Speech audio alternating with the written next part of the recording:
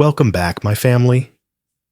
Before we dive into tonight's creepy little journey, make sure to like the video, subscribe to the channel, and share this with someone who loves a good scare before bed.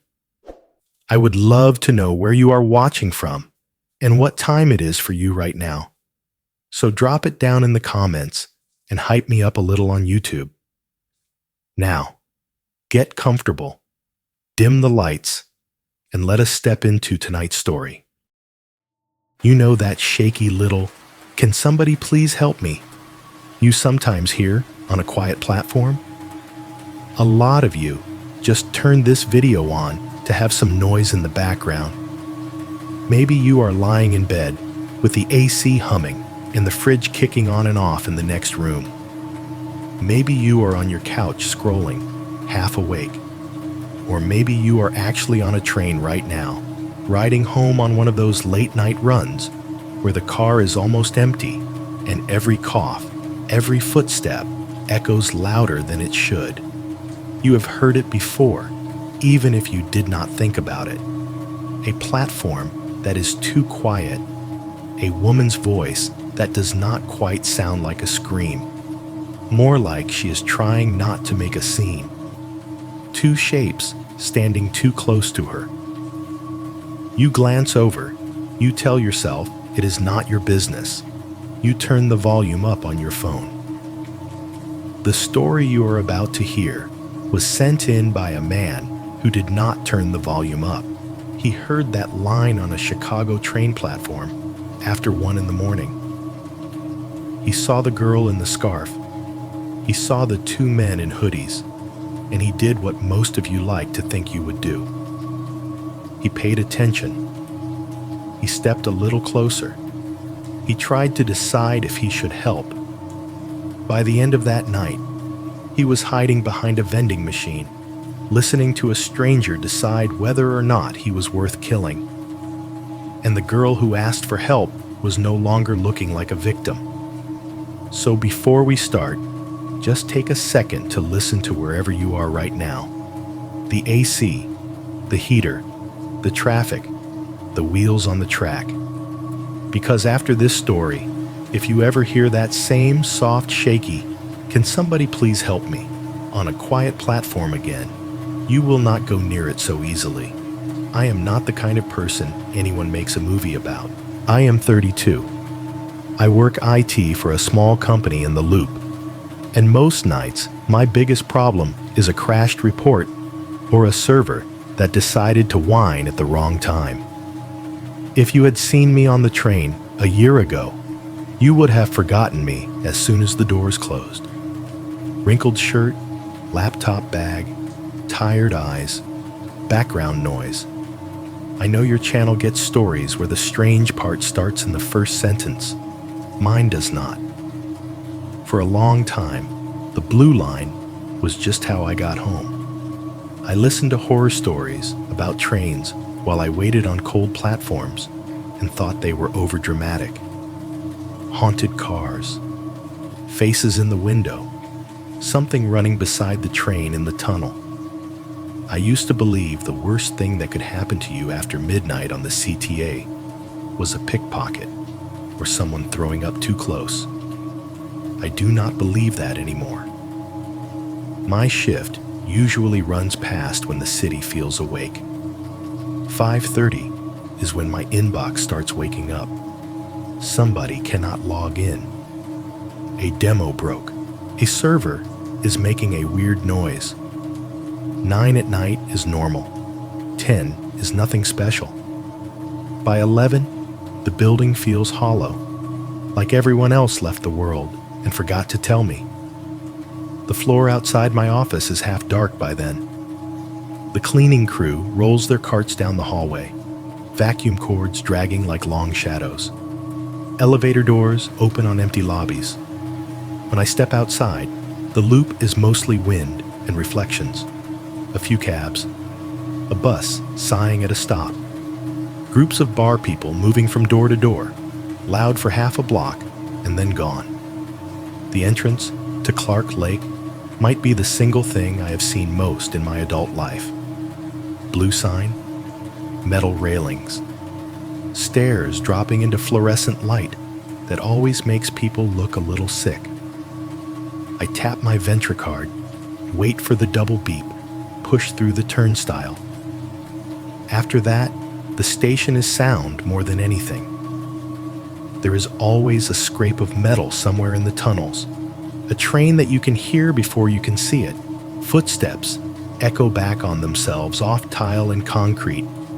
The speakers crackle, and a woman's voice tells you, "Blue line to O'Hare, arriving in 3 minutes." Like it is reading a script it has read a million times. Sometimes there is drunk laughter from the far end of the platform that swells, bounces around, and dies fast. I grew up with that noise. My mother never drove, so the train was how we did groceries, school, everything. I learned early to keep my earbuds in, but the volume low, to move seats when the air in a car went tense, even if nobody had said anything yet, to avoid the last car if I could.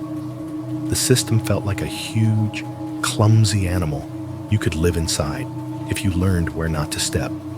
By my 30s, the blue line at night felt almost safe. Not friendly, but predictable.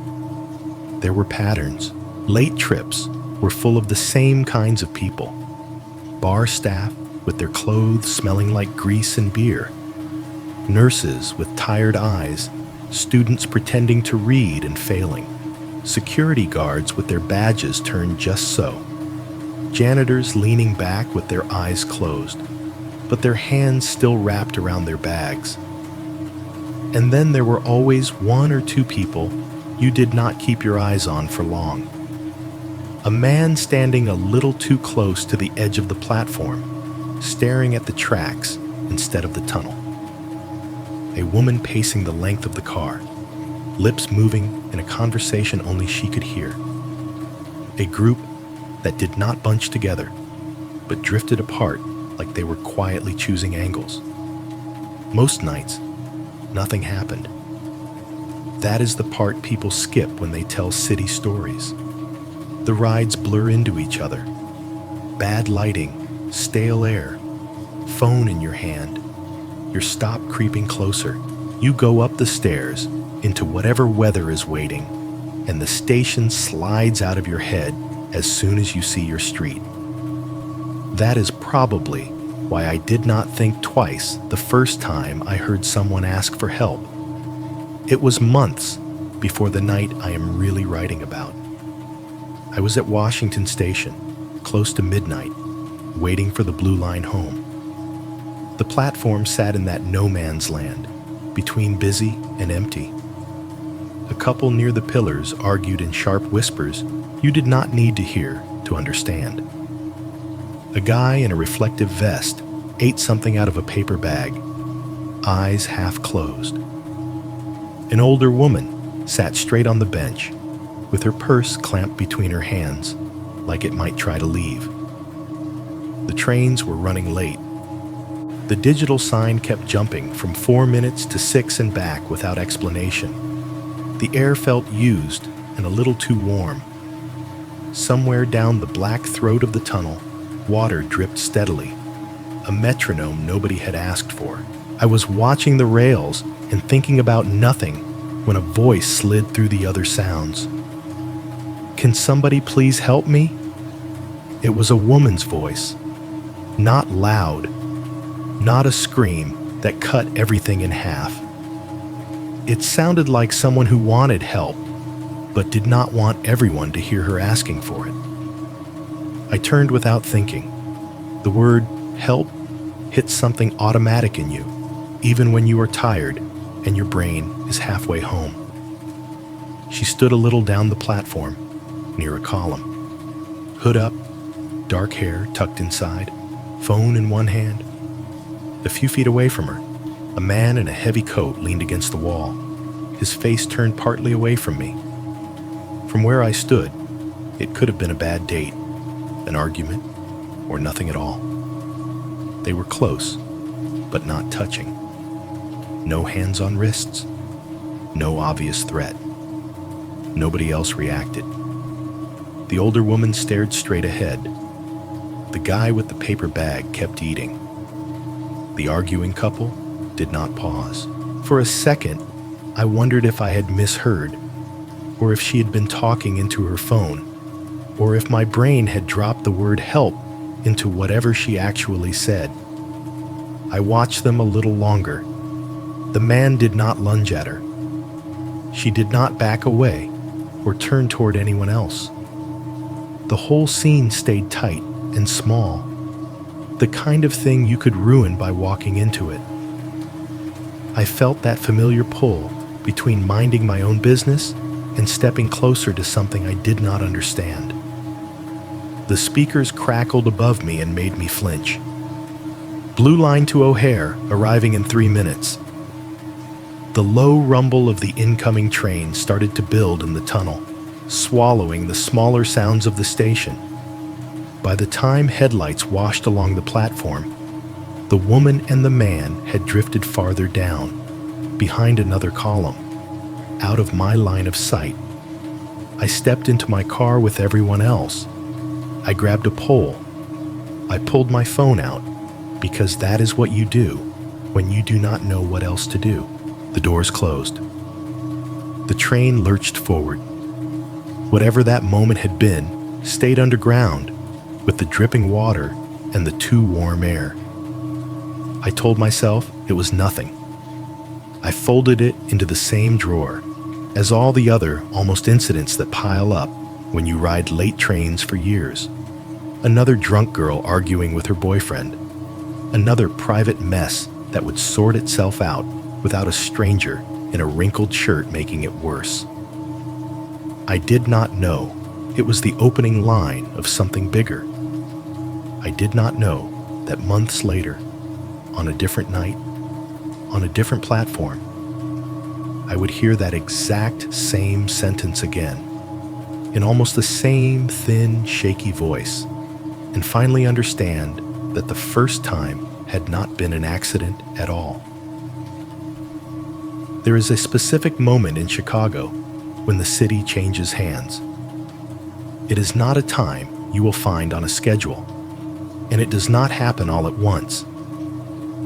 For me, it usually hits somewhere between the last email I send at my desk and the sound my shoes make on the sidewalk outside the station. I tap out into the street, look up, and realize the place I walked through at 8 in the evening is not the same place I am walking through at 2 in the morning. At 8, the loop is a living thing. Buses sigh as they kneel at their stops, doors exhaling people in waves. Uber drivers honk, roll down their windows, shout names into the cold. Restaurant doors keep opening and closing, spilling out laughter and the smell of frying oil. You hear shoes everywhere, heels clicking, sneakers slapping, boots thumping. Even the sirens feel like part of a symphony you have heard so many times you do not really listen anymore. By 2 a.m., all of that has swallowed itself. The sodium vapor streetlights stain everything a tired orange that makes brick and concrete look the same color. Snow, if there is any left, has turned black along the curb where it has been mixing with exhaust all day. The windows that used to be islands of light are mostly dark, except for the odd floor, still lit in an office tower, like someone forgot to go home. Cars still pass, but not in lines, alone, one by one, throwing short-lived reflections across the glass before disappearing. The sound changes more than anything. You notice it the first time you walk home late without headphones in. At 8, the air is full. Conversations, engines, crosswalk beeps, music leaking from someone's open car. At 2, you can hear your own footsteps clearly. The hollow thunk when you cross a manhole cover. The soft crunch of salt scattered on the sidewalk. The small squeak when your damp shoe slips for half a second on a patch of ice. Between buildings, the wind finds its own voice, pushing rappers and dead leaves along the ground. Sometimes, after the train, I walk a few stops above ground just to clear my head. Logan Square at night is quieter than downtown, but it has its own kind of hum.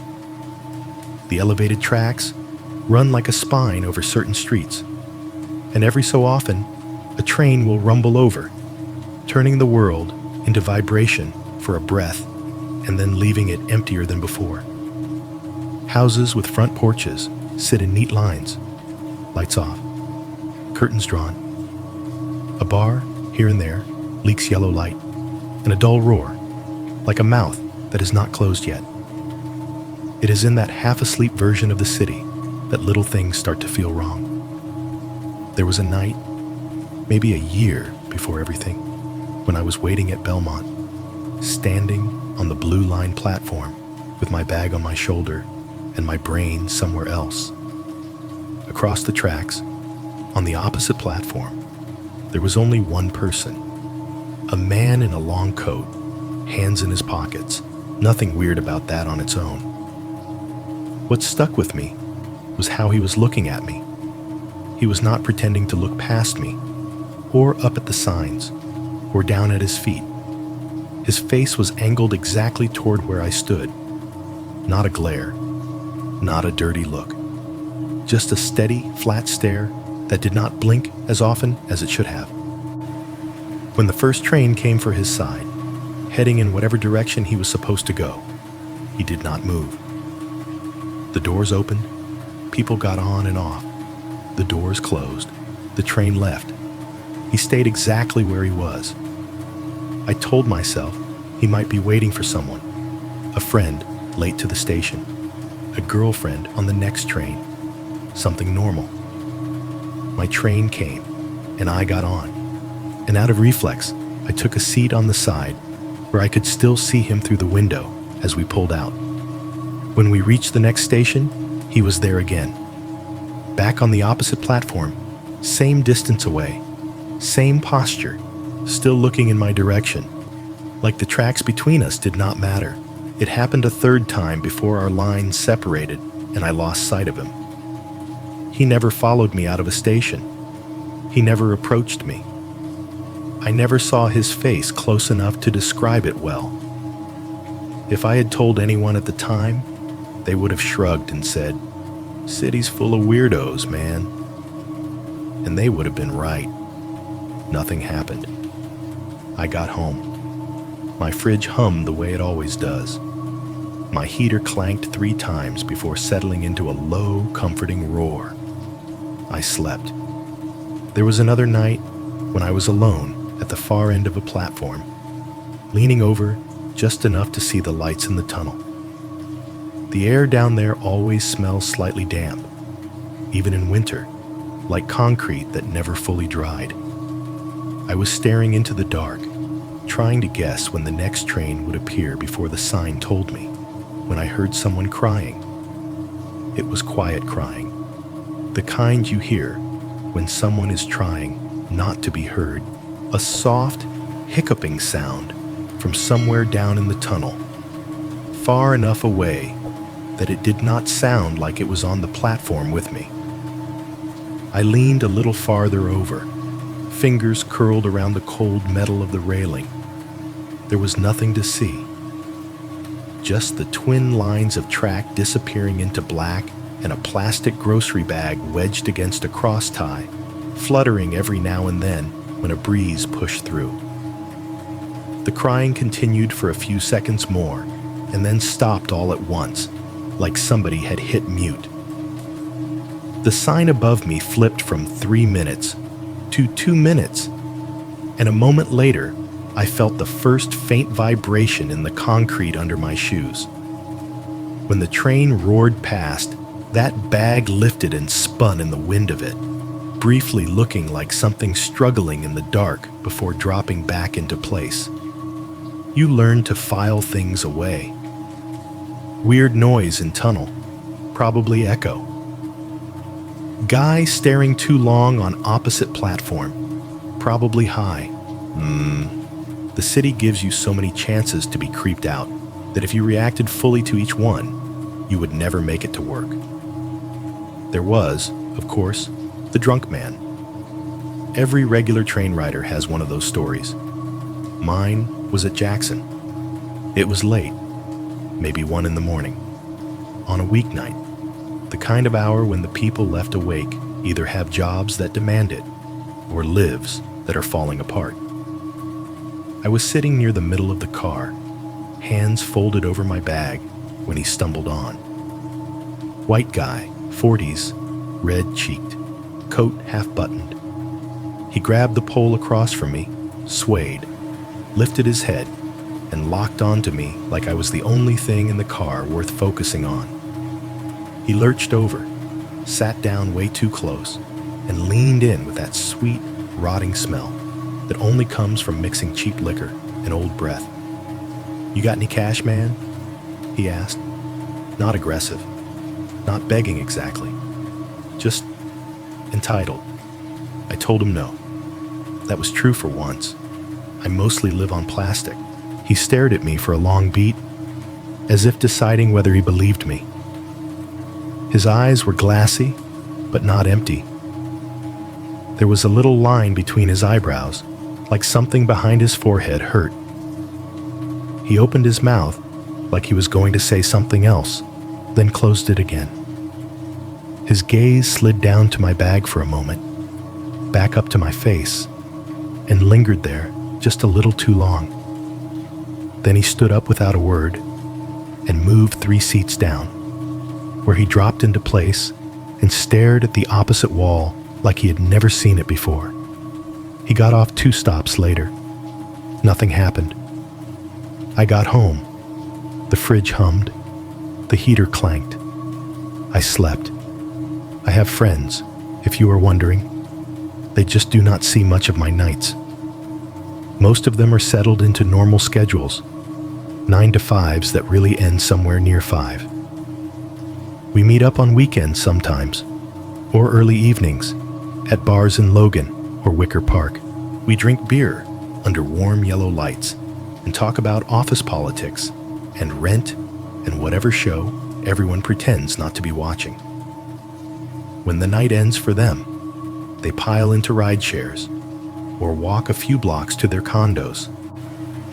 I walk to whichever Blue Line station is closest. On the nights I do go out with them downtown, it always ends the same way. Someone offers me a couch. Someone waves their phone with the rideshare app open, says, "Dude, we can just split it." And I always shake my head, say, "I am good. I have the blue." It is a point of pride, or maybe stubbornness. The train has always been there for me. It runs long after bars close, long after cabs vanish from certain blocks. It is ugly and noisy and smells weird sometimes, but it is there. When I finally reach my building, it is usually quiet. 3 flat, front steps, small lobby that always smells faintly like someone cooked onions 12 hours ago. I climb to the 2nd floor and let myself into my 1-bedroom.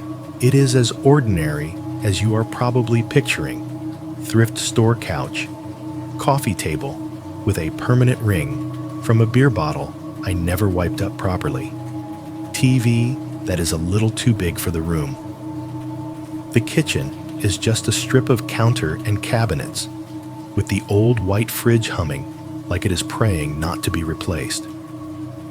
In summer, the wall AC unit rattles in its metal sleeve when it kicks on, a sound I have come to find weirdly comforting. In winter, the heater announces itself with a loud clank and then a low rush, like an old man clearing his throat. My bedroom window faces a side street, and beyond that, a stretch of elevated track. You cannot see the trains clearly from my bed unless you sit up, but you can hear them. Faint, but there. A rising rumble, a little shiver in the glass, the slow fade as they move on. I used to lay on my back, eyes half closed, and let that be the last sound I registered before sleep. Trains, always trains, somewhere out there, carrying strangers home from jobs and bars and dates and disasters I would never know about. The blue line was the background noise of my life. It was the pulse under my nights, the constant I never questioned. I knew its stations and its smells and its bad lighting better than some of my own relatives. What I did not know, or refused to think about, was that it knew me too. Not the way a person knows you, but the way a system does. Patterns, times, habits, the hollow places you cross when you think no one is watching. I never thought about who else might be studying those gaps.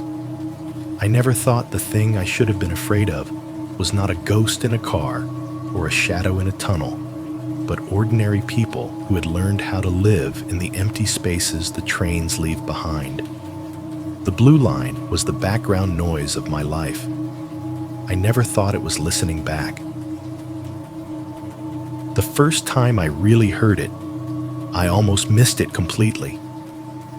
It was one of those in-between nights a few months before everything came together. Not a weekend, not a big holiday, just a random Wednesday that refused to end on time. I stayed late patching something that should not have broken, watched the office empty out one person at a time, and finally gave up around 11:30 when my brain felt like static. Instead of heading toward my usual downtown stop, I cut across to catch the blue line farther west. I do not even remember why. Maybe I wanted fewer tourists. Maybe I just followed whatever entrance was closest. Chicago looks different on the west side after midnight. There is less glass and more brick, more fences, more corner stores with bars over the windows, and handwritten signs that never come down. The station I ended up at sat half sunk into the ground, stairs dropping into a box of light that made everything above it look darker. The air inside was warmer than outside, but not in a comfortable way. It had that damp, used feeling of places that never really get to cool down. The smell of cheap cleaner fought a losing battle against old dust, old spills, old breath. There were more people than I expected at that hour. A couple stood near the far wall, arguing in the kind of voices that have worn grooves in the same fight. You could not hear the words, just the rhythm of it. Her, sharp and fast. Him, slower, lower, trying not to lose his temper. A guy in work boots sat slumped on the bench under the map, with his head tipped back, mouth slightly open, hands still curled around the handles of a grocery bag on the floor. Every once in a while, his shoulders twitched, but his grip never loosened. Closer to where the platform narrowed, a woman paced in a short loop with her phone pressed to her ear. She walked back and forth between two columns, like she was wearing a path into the concrete, turning on the same cracks each time. Her voice floated up now and then, too far away to make out the words, just a tone, tight, frustrated, tired. I took my usual place, a safe distance from everyone. Not so far that I was alone, not so close that anyone could say I was listening. That is a whole art on late trains, being near enough to witnesses without becoming part of the scene. A train pulled in on the opposite track while I waited. It squealed into the station with that high, grinding shriek that makes your molars ache. The cars flashing past like a broken film reel. The doors opened with a thud. A handful of people got off. Nobody got on, and the thing shuddered away again, leaving the air full of echoes and the smell of hot metal. It was in that messy space, between the noise of the departing train and the station settling back into itself, that I heard it. Can somebody please help me? I do not know how to explain it except to say, the words nudged something under my ribs. They were not shouted. They did not slice the air in half. They were soft, almost swallowed by the leftover screech of steel. But they were there. 5 words pushed together in a way that sounded like someone had practiced saying them under their breath. My head turned before I had time to think about it. The human brain has centuries of conditioning around that word, help, and mine is no different. I scanned the platform the way you do when you are trying to look without staring. The woman near the columns had stopped pacing. She was standing half-turned, her phone lowered a little, like she was listening for something on the other end and not hearing it. A few feet away from her, close enough that I could have believed they came in together, a man in a dark hoodie leaned against the same column, shoulder touching concrete. His hood was up, brim shadowing his face. His hands were in the front pocket, the way people stand when they are bored, or when they do not want you to see what their fingers are doing. From where I was, it looked normal. Uncomfortable, maybe, but normal. A woman on the phone, and a guy waiting for his train who happened to be standing a little too close. Or a couple having an argument where only one of them was saying anything. Or 2 strangers who had accidentally ended up in each other's space and did not want to admit it. Nobody else was reacting. The couple at the far end were still caught in their private orbit, her hand cutting through the air as she talked. The sleeping man's head lolled. His mouth opened a little wider, then closed. A teenage kid in a puffy coat came down the stairs, glanced once at the platform, and pulled out his phone like he had been born doing it. For a second, I wondered if I had misheard it. Maybe she had said, "Can somebody please tell me?" into her phone. Maybe my brain had filled in the word it hears in stories, not the word that was actually there. The tunnel below us exhaled, a breath of warmer air pushing up against my shins. My eyes went back to the man in the hoodie. He had not moved. He was not crowding her, not reaching, not turning toward anyone else, just leaning, like he had been in that spot for a long time and planned to stay there. There was enough space between his shoulder and hers that I could imagine they did not know each other at all. There was just enough closeness that I could imagine the opposite.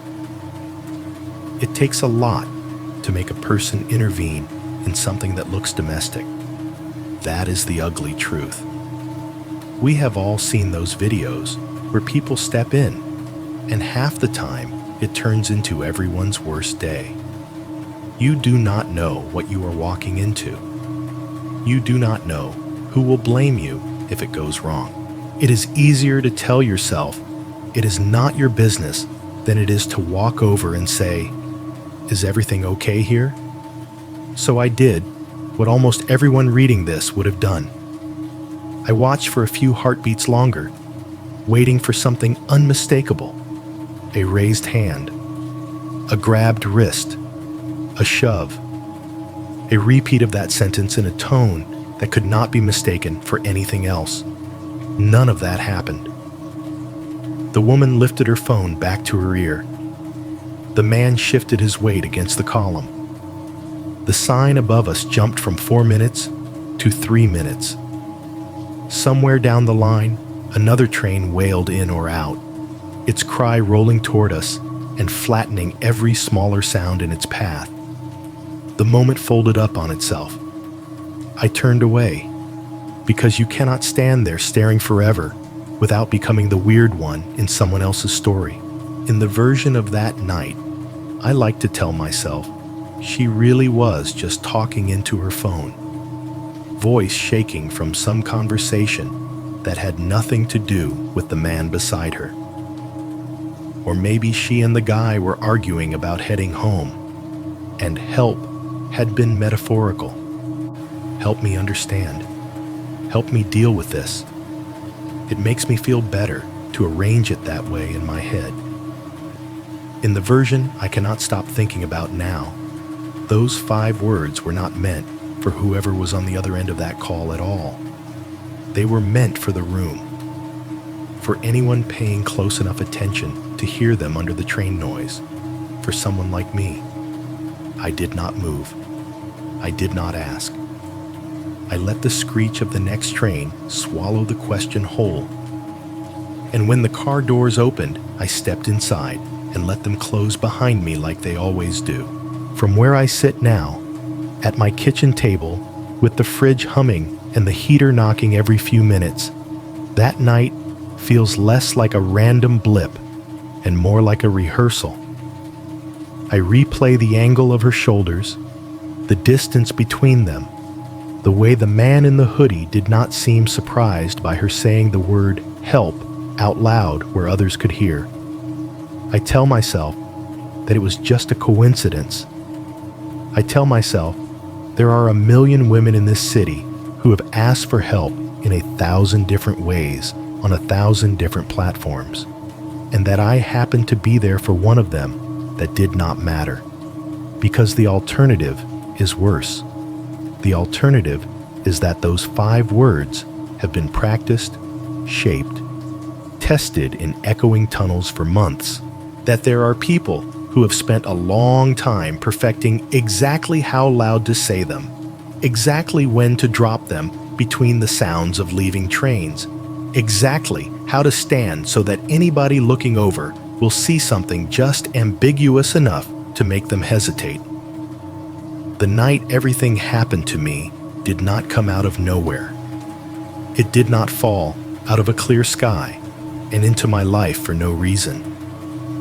Looking back, it feels like the city had been clearing its throat for a long time, trying to warn me in small, easy-to-ignore ways. I just was not listening. The night that really matters in this story did not start in a tunnel or on a platform. It started like 100 other office nights, with someone deciding that getting older was a good enough excuse to drink cheap beer under bad lighting. It was my co-worker Matt's birthday. He is the kind of guy who treats every milestone like it owes him a crowd, so by 9 o'clock, he had collected a decent one. We ended up at this narrow little bar on Milwaukee Ave, the kind of place you can walk past a dozen times without really seeing. Inside, it felt like every other Chicago bar that has managed not to close yet. Sticky wooden tables that have seen too many spills, old neon Bud Light signs humming in the corners, and a TV mounted near the ceiling playing a basketball game with the sound off. The air smelled like spilled beer, fryer oil, and the lemon chemical tang of a mop that only gets used when a manager is watching. The floor had a permanent tack to it, so that every step felt slightly resisted, like the bar was trying to hold on to your shoes. A jukebox in the back cycled through whatever people paid for, so we got an uneven mix of classic rock, 90s hip-hop, and one sad pop song played 3 times in a row by someone who refused to let it go. Matt was in his element. He had a paper crown somebody made from napkins and tape sitting crooked on his head, and he kept slapping people on the back hard enough to slosh their drinks. He had already told the same story about his worst birthday 3 times, and each time he remembered a new detail that made him look better. I remember sitting at a corner of the table, my laptop bag under my feet, my coat draped over the back of my chair, a pint of something light and forgettable sweating rings onto the wood in front of me. The condensation had traced a crude circle around the base of the glass, like a target. I was not drunk. I am not saying that to sound responsible. It is just boring fact. I had 2 beers over a few hours and a basket of fries I did not really want. I felt that familiar, faint buzz. Edges softened, thoughts a half step slower, but still very aware that morning would come no matter what time I got home. Around the time the bartender shouted "last call" in that tired voice that means they have done this too many nights in a row, I checked my phone.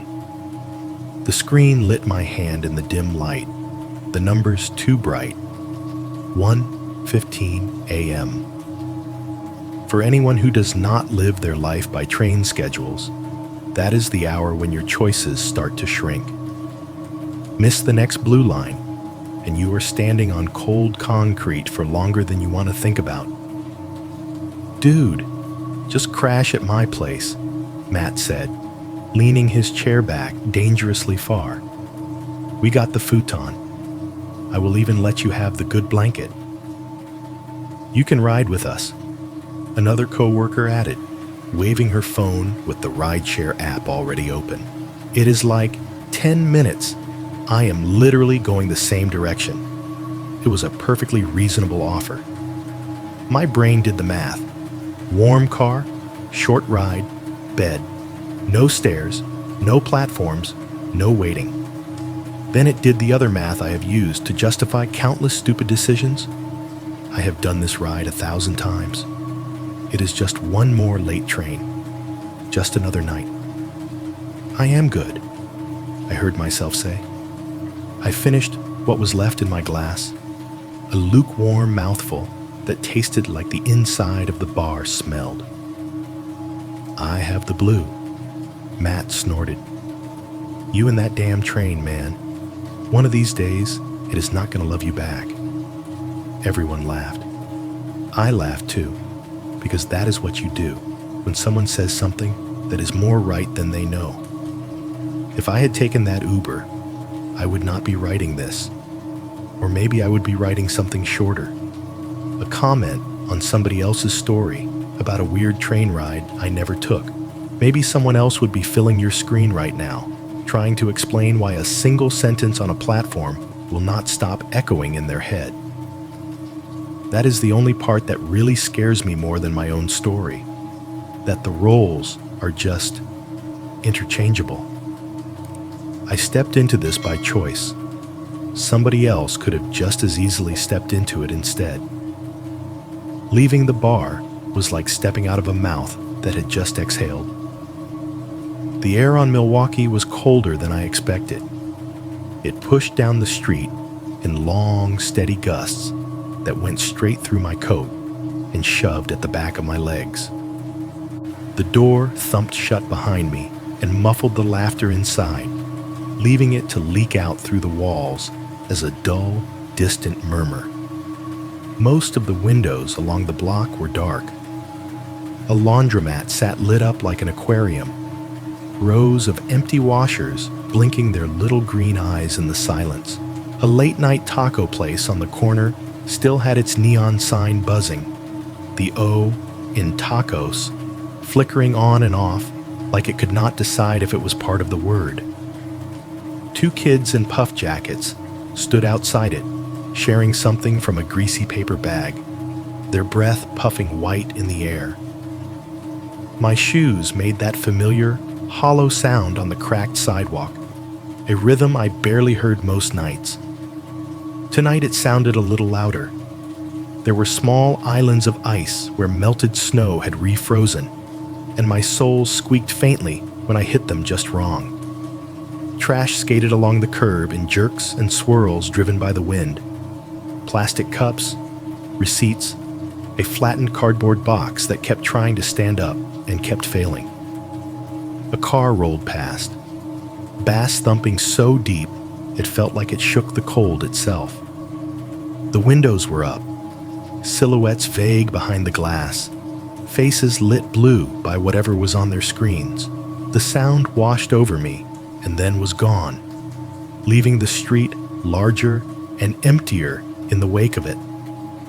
I walked with my hands in my pockets and my head down far enough to see my breath and the sidewalk, but not so far that I could not scan doorways and corners out of habit.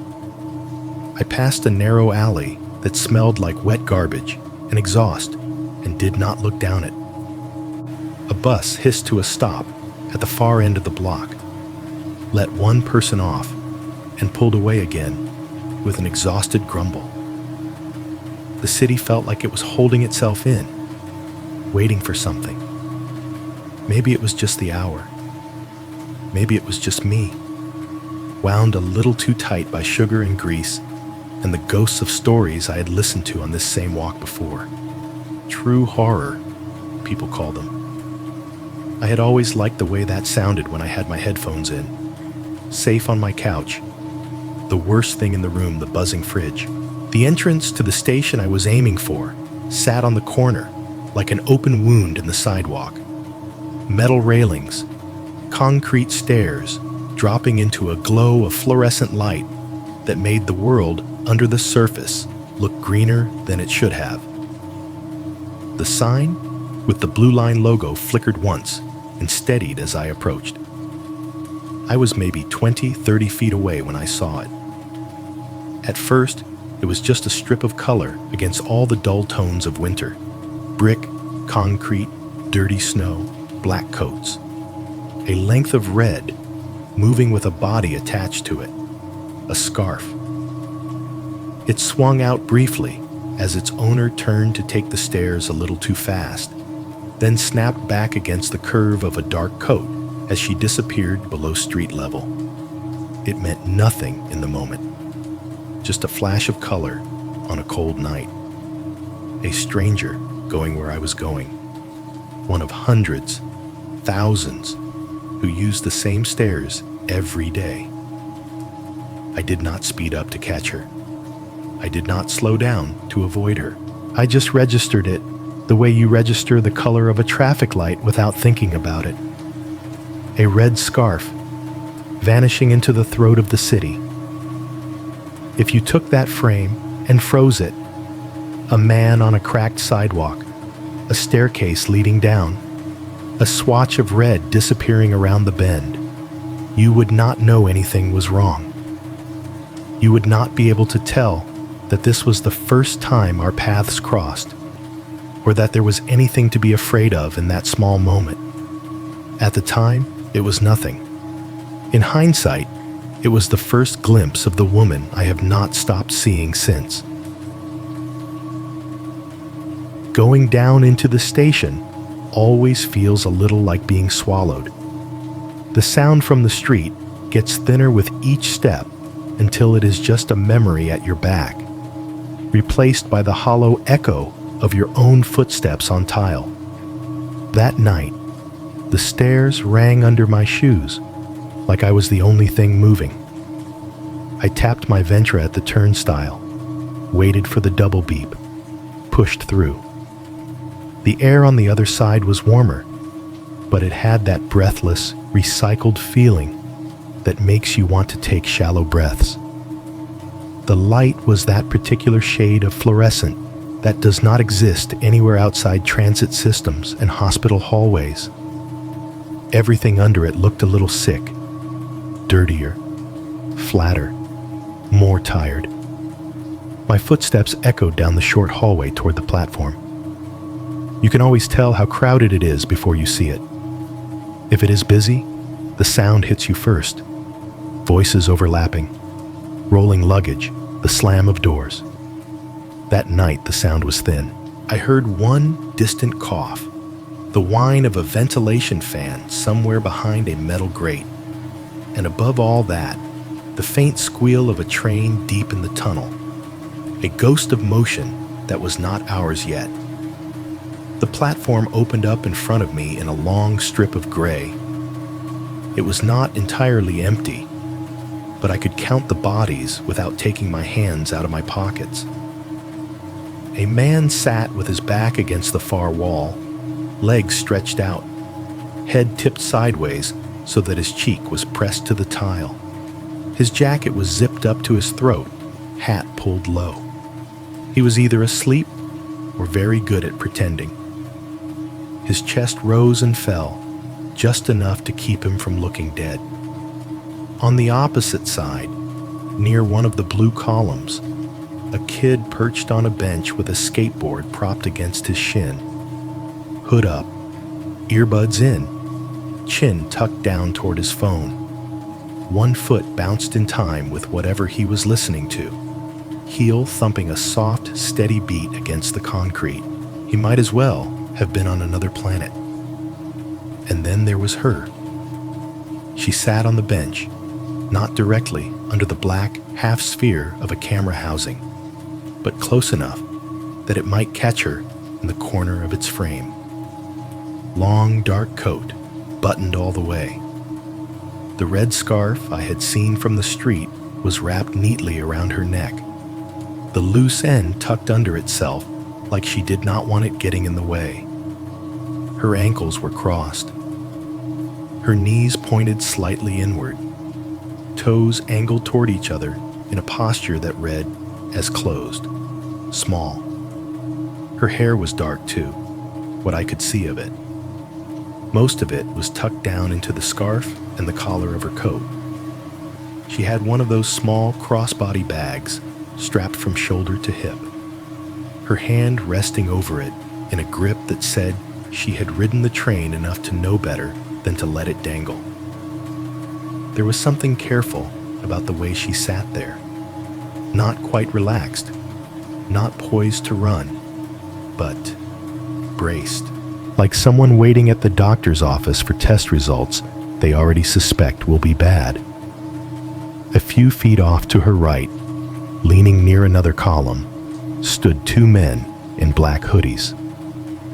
Their hoods were up despite the heat down there. One had his hands shoved into the front pocket, shoulders slightly hunched, legs planted wide. The other stood straighter, one hand at his side, the other draped over the strap of a bag. From where I first stepped onto the platform, they looked like any two tired guys killing time before a late train. They were close enough to her to be a group, far enough away to plausibly be strangers. The fluorescent lights buzzed overhead in a ceaseless insect whine. Every so often, one of the tubes flickered, stuttered, and then steadied like it was fighting sleep. The ventilation fans along the far wall let out a steady, high-pitched whine, a mechanical tinnitus you stop hearing after a while until someone turns it off and the silence crashes down. I checked the digital sign by habit. The orange numbers glowed in blocky segments. Blue line to O'Hare, arriving in 5 minutes. The words, "Delays possible," scrolled under it like a joke. The speakers crackled overhead, a burst of static that made the kid with the skateboard glance up for half a second before looking back at his phone. A woman's recorded voice repeated what the sign had already told us, flat and patient. Blue line to O'Hare, arriving in 5 minutes. Then the static snapped off, and the station dropped back to its thin, restless quiet. I walked down the platform far enough to put a blue column between me and the stairs, close enough to the bench that I could see her without obviously staring, far enough that I could pretend to be interested in only my own little piece of concrete. I leaned back against the column, unzipped my coat halfway, felt the train station warmth creep under the fabric in a way that made my skin itch. From that angle, I could watch them in pieces. Her hands, pale knuckles resting over the leather of her bag, thumb rubbing back and forth along the edge of the zipper. Her shoes, simple, black, practical, one heel tapping softly against the floor. Her face, mid-20s, maybe early 30s, hard to tell under bad lighting. The kind of face you might pass a dozen times a day without being able to describe later. Not glamorous, not particularly rough, just worn in a way that said the last few years had not been easy. She kept glancing sideways. Not big, theatrical head turns, just those small, quick cuts of the eyes we all do when we are checking on something we do not want to be caught checking on. They always went to the same place, the two guys in hoodies. Up close, they did not look tired the way late-night workers look tired. They looked awake, too awake. Their heads moved just enough to track anyone who stepped onto the platform. One of them shifted his weight from one foot to the other with a kind of alert restlessness that made my shoulders tighten in sympathy. Every now and then, they tilted their heads toward each other and spoke. Not long sentences, just short drops of sound, too quiet to make out. I told myself they were with her, that they had all been out together, and she was mad about something, and they were giving her space while they waited for the train. That this was a fight about a ride, or a bill, or some stupid slight they would all laugh about later. It is amazing how fast your brain will build entire backstories for strangers if it keeps you from having to think about darker options. I pulled my zipper up a little against a draft and let my shoulder rest more fully on the column. Somewhere deep in the tunnel, metal squealed. A train taking a corner too hard a few stations away. The noise traveling down the rails ahead of it like an animal warning. The ventilator whine dipped and rose. The sleeper against the wall snored once, a strangled sound that ended in a snort. That is when I heard it. Can somebody please help me? No screech this time to bury it. No departing train to tear it into pieces. The sentence slid out into the open air and stayed there, whole and intact. Soft, but not shy. Strained, like somebody who has said it once already and was not listened to and is trying again without making a bigger scene. It came from where she was sitting. I felt the muscles in my neck pull tight. The word help hits the same muscle memory every time, no matter how many stories you have heard, no matter how tired you are. My heart did that unpleasant double step, a skipped beat followed by a harder one playing catch-up. For a second, I could hear nothing else. Not the fan, not the lights, not the skateboard thump. Just the echo of those 5 words hanging off the tiles. I did not move right away. People like to think they would.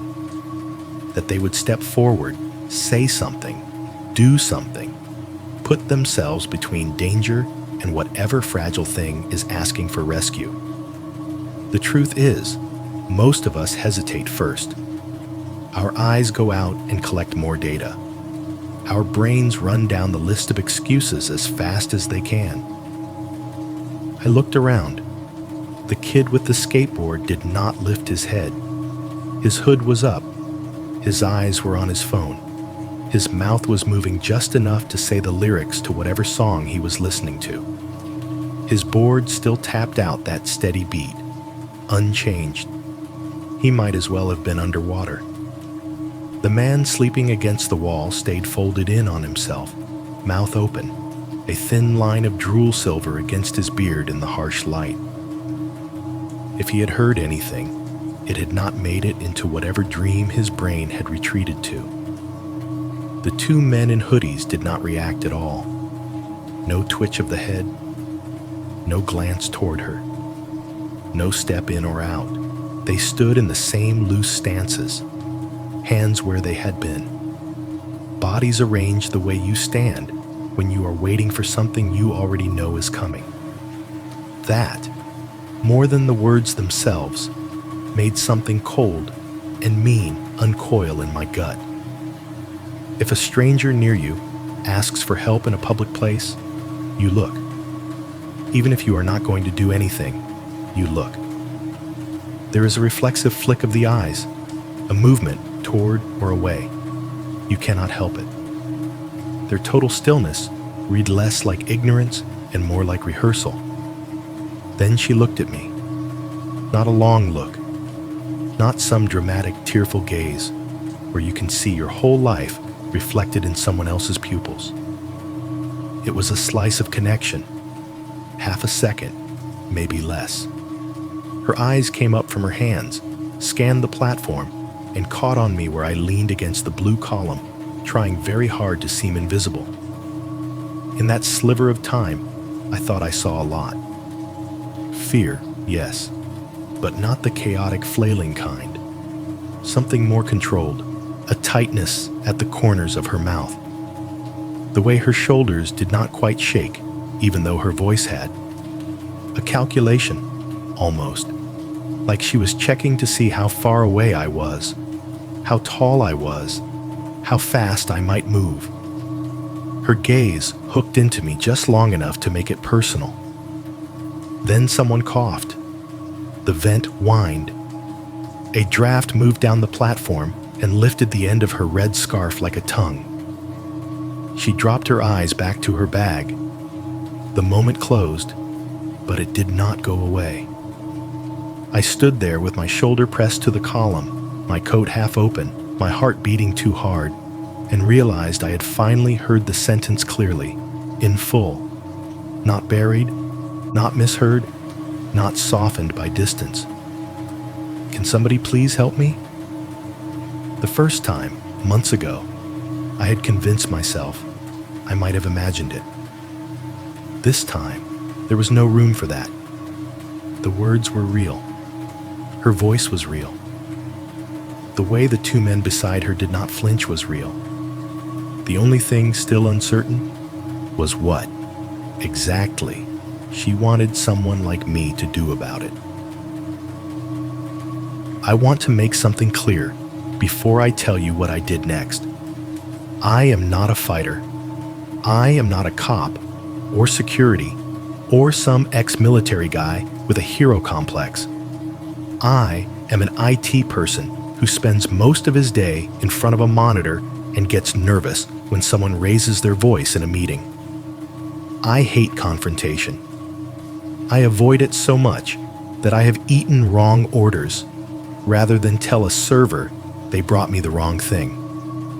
So standing on that platform, shoulder against the cold blue column, with the aftertaste of those words, "Can somebody please help me?" still in the air, every part of me that hates trouble started talking at once. Maybe it is not what it sounds like. Maybe they know each other. Maybe this is just how she talks when she is mad. Maybe she is drunk. Maybe you did not even hear it right. Those maybes come fast, like a reflex designed to keep you safe. The problem is, there was another part of me that would not shut up either. The part that remembers what it feels like to need help and watch people glance over, make a decision you will never hear, and then look away. I have been that person. Not on a train platform, but in other places. A kid too small standing in the wrong hallway. A teenager in the wrong parking lot at night. You yell inside your own skull for someone to see what is happening, and all you get are people suddenly very interested in anything that is not you. I did not want to be one of those people for her, so I did the thing that cowards and cautious people do right before they either step up or walk away. I tried to gather more information while pretending I was not. I pushed off the column and started walking down the platform. Not directly at them. That would have been too obvious, too aggressive for someone like me. I angled slightly toward the far end, like I was just moving closer to where I thought the train doors would line up. My hand went into my pocket and came out with my phone. I checked the time. I pretended to read a notification that was not there. I glanced up as if I were checking the train map mounted on the wall, even though I could draw this line from memory.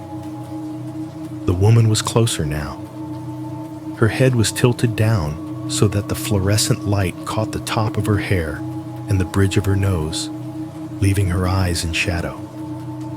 Her mouth moved in small, tight motions. Her fingers flexed on the strap of her bag, a motion that matched the tension in her shoulders. I could hear them better at this distance, but I still had to strain past the station's constant background noise. "Please," she said, her voice quiet but clear enough. "I said I do not want to go anywhere with you."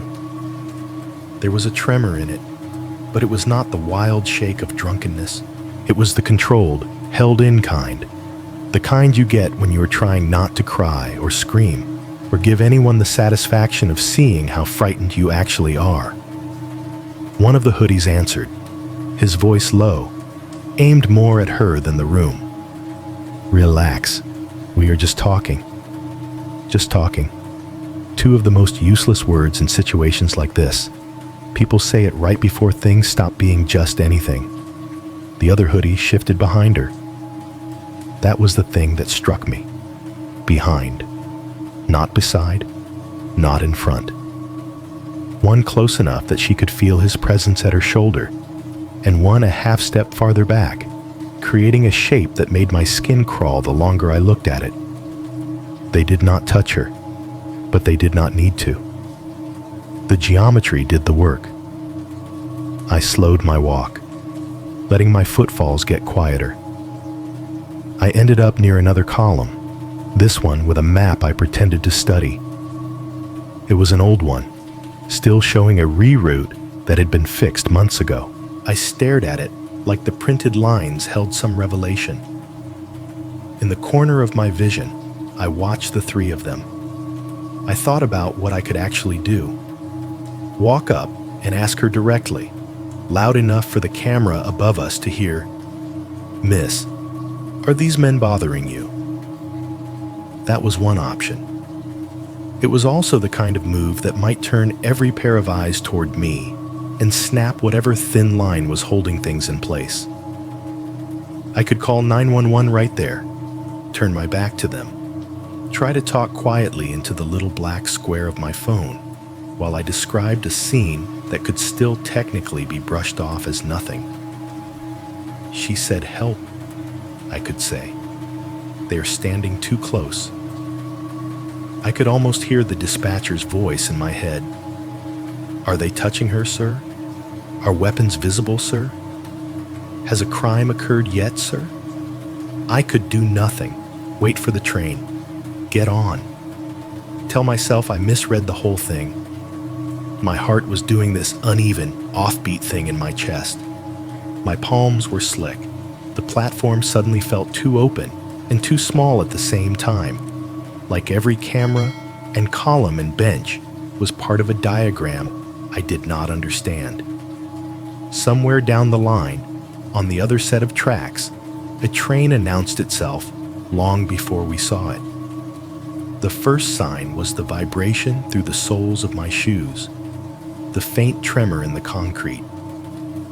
Then came the low, rising rumble, the air being pushed ahead of it, the way the tunnel seemed to hold its breath for a moment before exhaling metal and light. I had just started to turn my head toward the sound when it exploded into the station.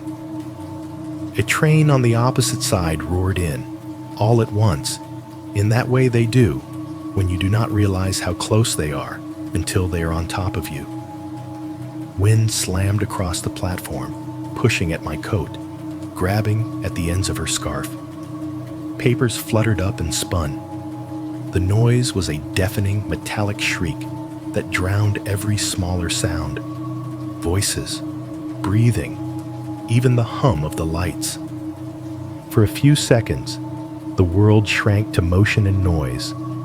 Cars blurred by, their windows flickering like frames in a broken film. The smell of hot steel and old brake dust filled the air, a taste you could feel at the back of your throat. I flinched, shoulders hunching, a useless instinct that does nothing when thousands of pounds of metal tear past you 10 feet away. The kid with the skateboard looked up, startled, his head turning this way and that, as if he had forgotten trains could come from that direction. The sleeper did not move.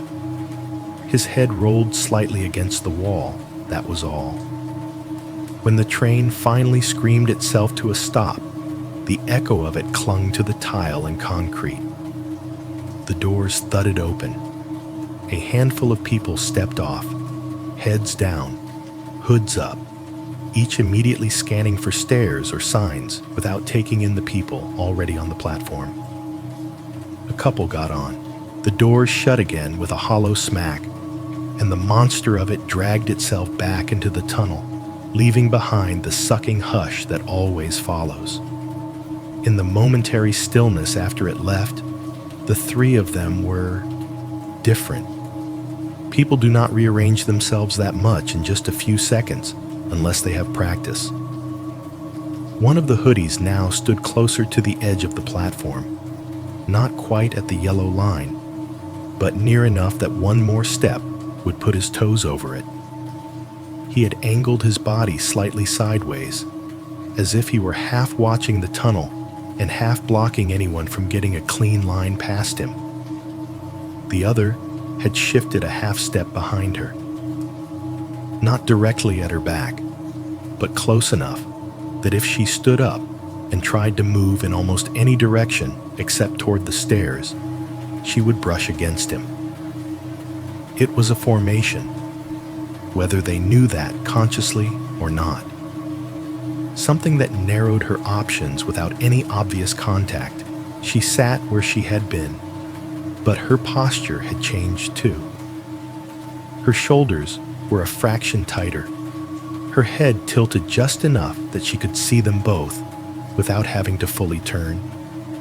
The red scarf had twisted a little in the train's wind, one end now hanging down over the front of her coat like a tongue of color. My brain tried one last time to rationalize it away. Maybe they were just guarding her from weirdos. Maybe they were friends overdoing it. Maybe. Then I saw the metal. It was small, just a sliver at first, a flash of something that caught the fluorescent light differently than fabric. The hoodie closer to the edge shifted his weight, and the hem of his sweatshirt hitchhiked up an inch. In that inch of space, I saw the outline of a grip tucked against his waistband. Black, textured, molded for a hand. Not the shiny piece of a movie prop. Duller, more boring, and somehow worse because of it. A part of my brain that had never held a gun still recognized the shape immediately. My mouth went dry in a way no bar beer had ever managed. The air in the station seemed to thin out. There was suddenly too much detail.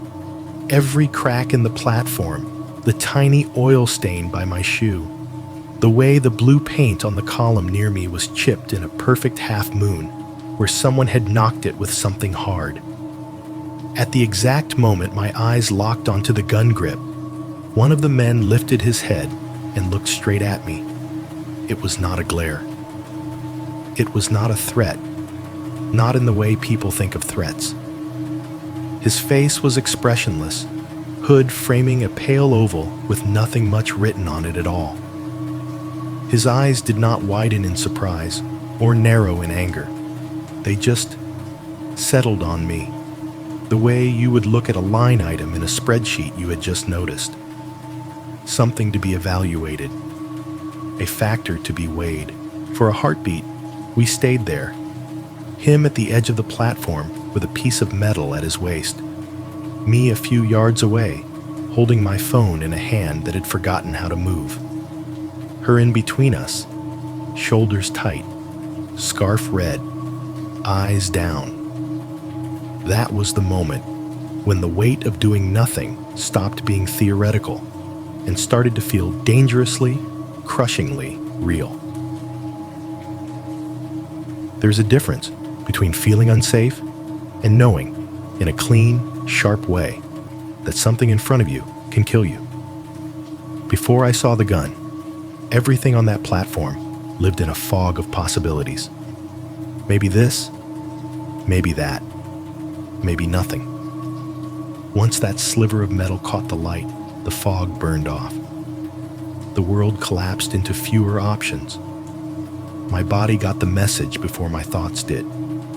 My pulse jumped into my throat so fast it felt like someone had hooked a wire to my heart and yanked. My vision tunneled. The edges of the platform blurred, and the center snapped into painful focus. Him, the weight at his waist, her, the red scarf. My legs suddenly felt like they were half full of wet sand. I had the distinct, irrational idea that if I tried to move, I would fall over. It is a strange thing, being prey and trying not to look like it. I did not look away from him right away, because prey does that. Flinches, drops its eyes, turns its back. I forced myself to hold his gaze for a second, just long enough to make it ambiguous. Like I had been looking around the platform and happened to land on him. Like I had not just been staring at the outline of a gun. Inside my skull, everything was loud. My heartbeat, my breathing. The station sounds that had been background noise all night suddenly crashed to the front. The hum of the fluorescent lights, the whine of the fans, the faint drip, drip, drip somewhere in the tunnel. Overhead, the speaker clicked and popped softly, waiting for someone to feed it the next announcement.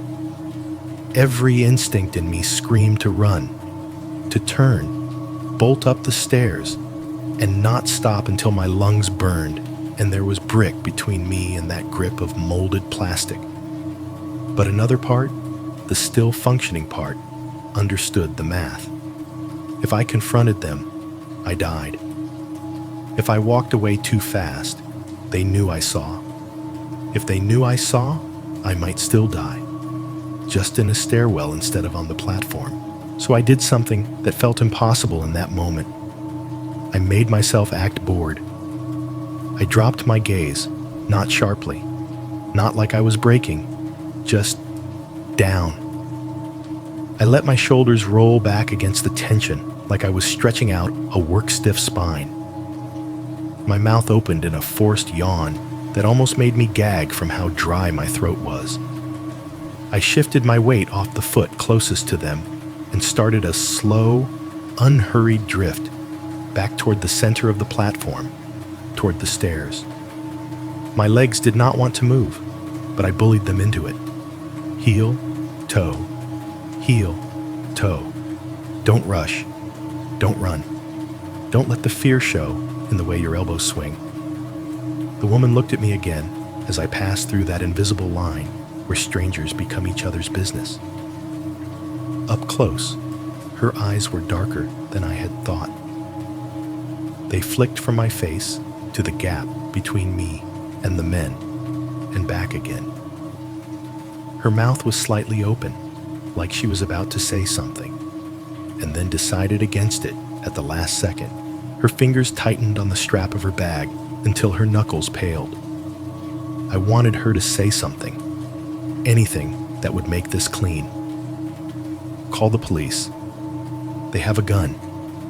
Help me. Something undeniable that I could point to later and say, I had no choice. I wanted a line I could cross and know, absolutely, that I was on the right side. All she gave me was that almost word, shaped on lips that never let it out. The speakers above us came alive again with a burst of static, a high-pitched crackle that made me twitch, even though I knew it was coming. The woman's recorded voice came through distorted at first, then smoothed into its usual calm. Blue line to O'Hare, arriving in 3 minutes. 3 minutes? That was my window. In 3 minutes, there would be a train. Doors I could step through. People between us. Movement. Witnesses. In 3 minutes, I could either be on that train or still standing here watching something turn into a crime scene. My brain ticked through the choices with an almost clinical detachment that did not match how sweaty my palms were. Move closer to her. Ask loudly if she is okay. Force their hand. Force them to either back off or reveal themselves in front of a camera. Risk catching a bullet if they decide they do not care who is watching. Back away. Stay near the stairs. Call 911 from just out of their line of sight. Pray the timing works out. Hope you do not get followed. Do nothing. Pretend this is not happening. sleep a little easier tonight, and a lot worse later. My feet kept taking me toward the center of the platform, the way they always do when I am getting ready to board. The blue column slid by at the edge of my vision. The tile under my shoes felt slick with invisible grease. Every breath tasted like metal and recycled air. As I passed a certain angle, closer to the edge of their little triangle but not in it, one of the hoodies leaned his head slightly toward the other. I would not have heard anything if the station had been busy, but it was not. The words slid under the fan noise and speakers and dropped right into my ear. He heard you. It was not loud. It was not angry. It was a simple statement of fact, like someone noticing that the train was late or that their phone was dying. He heard you. My skin went cold in a way that had nothing to do with the weather. It confirmed everything at once. The help had not been thrown into the air at random. It was not meant only for whatever invisible person might have been on the other end of that woman's phone. It was part of the script they were running, and I had just stepped into the role they needed filled. They knew I had heard her. Not suspected, not maybe. Knew. And now, they were adjusting around that knowledge. I did not turn my head. I did not let my shoulders react. I let my eyes trace the chipped edge of a no-smoking sign as if it was the most interesting thing I had ever seen. In my periphery, I saw the man who had spoken shift his weight again, subtle, like someone about to make a play on a board game. The kid with the skateboard was still in his own world, mouthing lyrics, fingers tapping on his phone. The sleeper had slid lower against the wall, his chin on his chest. The rest of the platform was a study in absence. I took another step. The center of the platform was only a few yards away. From there, I could pivot toward the stairs or pretend to pace, buying time. My muscles buzzed with the need to move, but I made every inch of it look casual. That was when the other man did something that did not fit any innocent story I had been trying so hard to tell myself. He nodded toward me. It was not a big nod. Not the kind you give a friend when you spot them in a crowd. It was the faintest tilt of the chin in my direction, barely perceptible if you were not already watching too closely. A small, almost lazy acknowledgement. There he is. Factor accounted for. It was the nod you give when someone you have been waiting for finally arrives. He did not smile. His face stayed blank, like before. There was nothing theatrical in the gesture, nothing that would look strange on a camera later if anyone ever pulled the footage. Just the quiet internal sign between two people who have spent enough time doing something together that they do not need big signals anymore. In that little motion, I felt myself click into place in their night. I was no longer just another guy on the platform. I had been noticed, categorized, added to whatever equation they were running between the woman with the red scarf and the empty space at the edge of the tracks. The blue line was 3 minutes away. I had that long to decide what kind of story this was going to be, and whether I was going to walk out of it at all. I do not remember making a conscious decision like, okay, now you leave. It was messier than that. It was more like my body climbing over my thoughts and grabbing the wheel. I glanced down at my phone as if it had just buzzed, even though it had not. I frowned at the blank screen like I had suddenly remembered something I was supposed to do.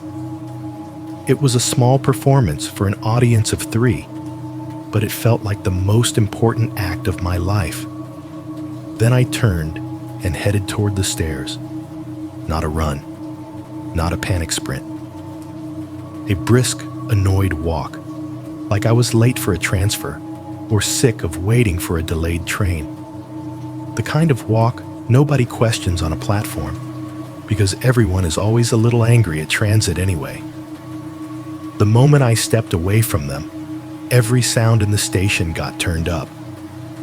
My shoes hit the concrete with sharp, distinct slaps. I had never heard my own footsteps so clearly in that place. Each step seemed to echo up the stairwell and bounce back in my ears. The edge of my bag bumped the metal handrail once, twice, and the hollow clang of it sounded like dropped cutlery in a quiet restaurant. Small, but humiliatingly loud. As I climbed, I passed under one of the black half-domes of a camera. I heard it move. I had never really noticed that before, not consciously. A tiny electric whir as the motor inside adjusted its angle, the faint scrape of plastic over plastic. It might have been following me. It might have been turning to cover the platform. Either way, the sound made my skin crawl. It felt like the station itself had just rolled a lazy eye in my direction. Halfway up the stairs, I heard it. A second set of footsteps. Not close, not right behind me, but there. A tempo that did not match mine, trying to stay just out of sync. Not running. If they ran, that would be too obvious, but faster than casual. A sneaker squeak when rubber slid a little on concrete. A foot scuff where someone did not lift their heel quite high enough. Little imperfections in someone else's attempt to sound relaxed. I did not look back. Looking back would have confirmed what I already knew, and might have broken whatever thin thread of denial was keeping me from falling apart completely. Instead, I kept my eyes on the rectangle of brighter light at the top of the stairs. It looked colder than the platform, but cleaner, like the surface of a frozen lake. Overhead, the speakers clicked on again. The static burst, rolling down the stairwell like a wave. The announcement that followed was garbled, broken by interference and the cheap metal of the grill. "Attention, please! Delays! Northbound!" Then a shriek of feedback, a pop, and silence. The sound did not resolve into anything useful, but it made the air itself buzz. The hairs on my arms prickled under my sleeves. I reached the top of the stairs and stepped onto the mezzanine. If the platform feels like a waiting room, the mezzanine feels like the space between breaths. It is a place people pass through more than inhabit. Up here, the fluorescent light felt harsher, the shadows more obvious. The floor was a patchwork of scuffed tiles and rubber mats, dotted with old black spots where gum had been smashed flat and become part of the structure. The turnstiles back to the street stood in a blunt line, their metal arms hanging at attention. A ticket machine hummed to itself nearby, its screen cycling through instructions in 3 languages no one reads anymore. The glow from it was a sickly, 2 blue rectangle that made the wall around it look bruised. Along one side of the mezzanine, a snack vending machine and a soda machine sat shoulder to shoulder, like fat, glowing coffins. Their plastic fronts reflected the world in warped, glossy smears.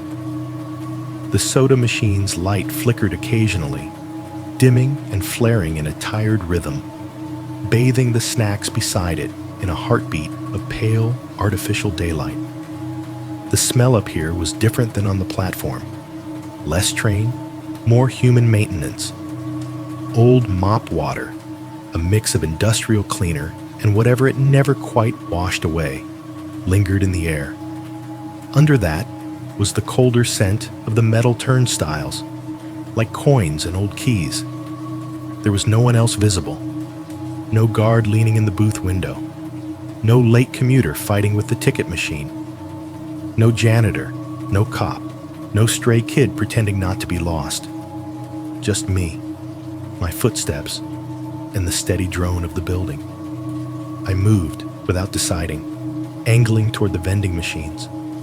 They were big. They touched the wall. And more importantly, they created a corner. My hand came out of my pocket, slick with sweat, as I reached the soda machine. The plastic front was cool under my fingers. I slipped along its side, into the narrow gap between it and the wall, and turned so my back pressed against the metal casing. The cold sank through my coat in a heartbeat. Back here, the machine's hum was louder, a low, constant vibration that I could feel in the bones between my shoulders.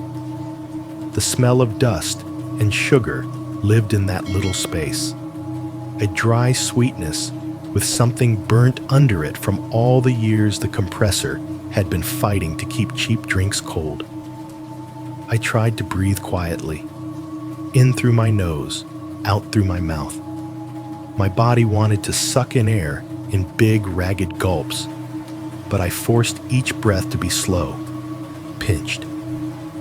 The last thing I needed was to pant like a cornered animal in a place where sound carried too easily. My heart did not get the memo. It hammered against my ribs, sending pulses of heat out to my fingertips and up to my jaw. I could hear it in my ears, a dull, insistent drum that had nothing to do with the vending machine's buzz. For a wild moment, I was convinced that if anyone stepped onto the mezzanine, they would be able to hear it too, loud as a fist on a door. That was when my phone buzzed, just a short, ordinary vibration in my pocket, a text. It might as well have been a grenade going off. The sudden movement against my thigh made me jerk back against the machine. It shuddered once, metal answering metal with a tiny, betraying clang that seemed to echo off every flat surface in the room. I slapped my hand over my pocket as if I could smother the sound after the fact. I risked the smallest glance down. The screen had lit the inside of my coat with a faint, ghostly glow. One line of text from Matt floated on it, the letters sharp and harmless. "You get home okay?" I wanted to laugh, or cry, or both. The absurdity of that question, sliding into my life at that exact second, almost knocked me over. "No, Matt. Not yet." I did not answer. I tapped the side button to kill the screen and let the darkness close back in. The soda machine hummed. The ticket machine hummed. Somewhere over my head, a light flickered and steadied, and below all of that, like a new layer being added to a track, I heard the footsteps reach the mezzanine. They came up the stairs at a measured pace, not hurried, not dragging, just deliberate. Each step landed with a soft thud that you would not normally notice at all. Tonight, they sounded like punctuation in a sentence I did not want to read. I saw him before I heard him breathe. The front of the vending machine was not a mirror, but it reflected enough. In the warped, slightly greasy plastic, shapes from the room behind me bent and stretched. The ticket machine became a smear of blue and white. The turnstiles distorted into a row of bent chrome ribs. And then, sliding into that funhouse landscape, came a darker shape. A figure walked into view in the machine's reflection. Black hoodie. Head tilted slightly to one side, like he was listening for something he could not quite hear yet. He stopped a few feet from the edge of my hiding place. His face, in the reflection, was blurred by the curve of the plastic. Features warped into something almost cartoonish. But some things did not distort. The slant of his shoulders, the way his hands hung at his sides, loose but not relaxed, the angle of his head, that patient, predatory tilt. He did not speak.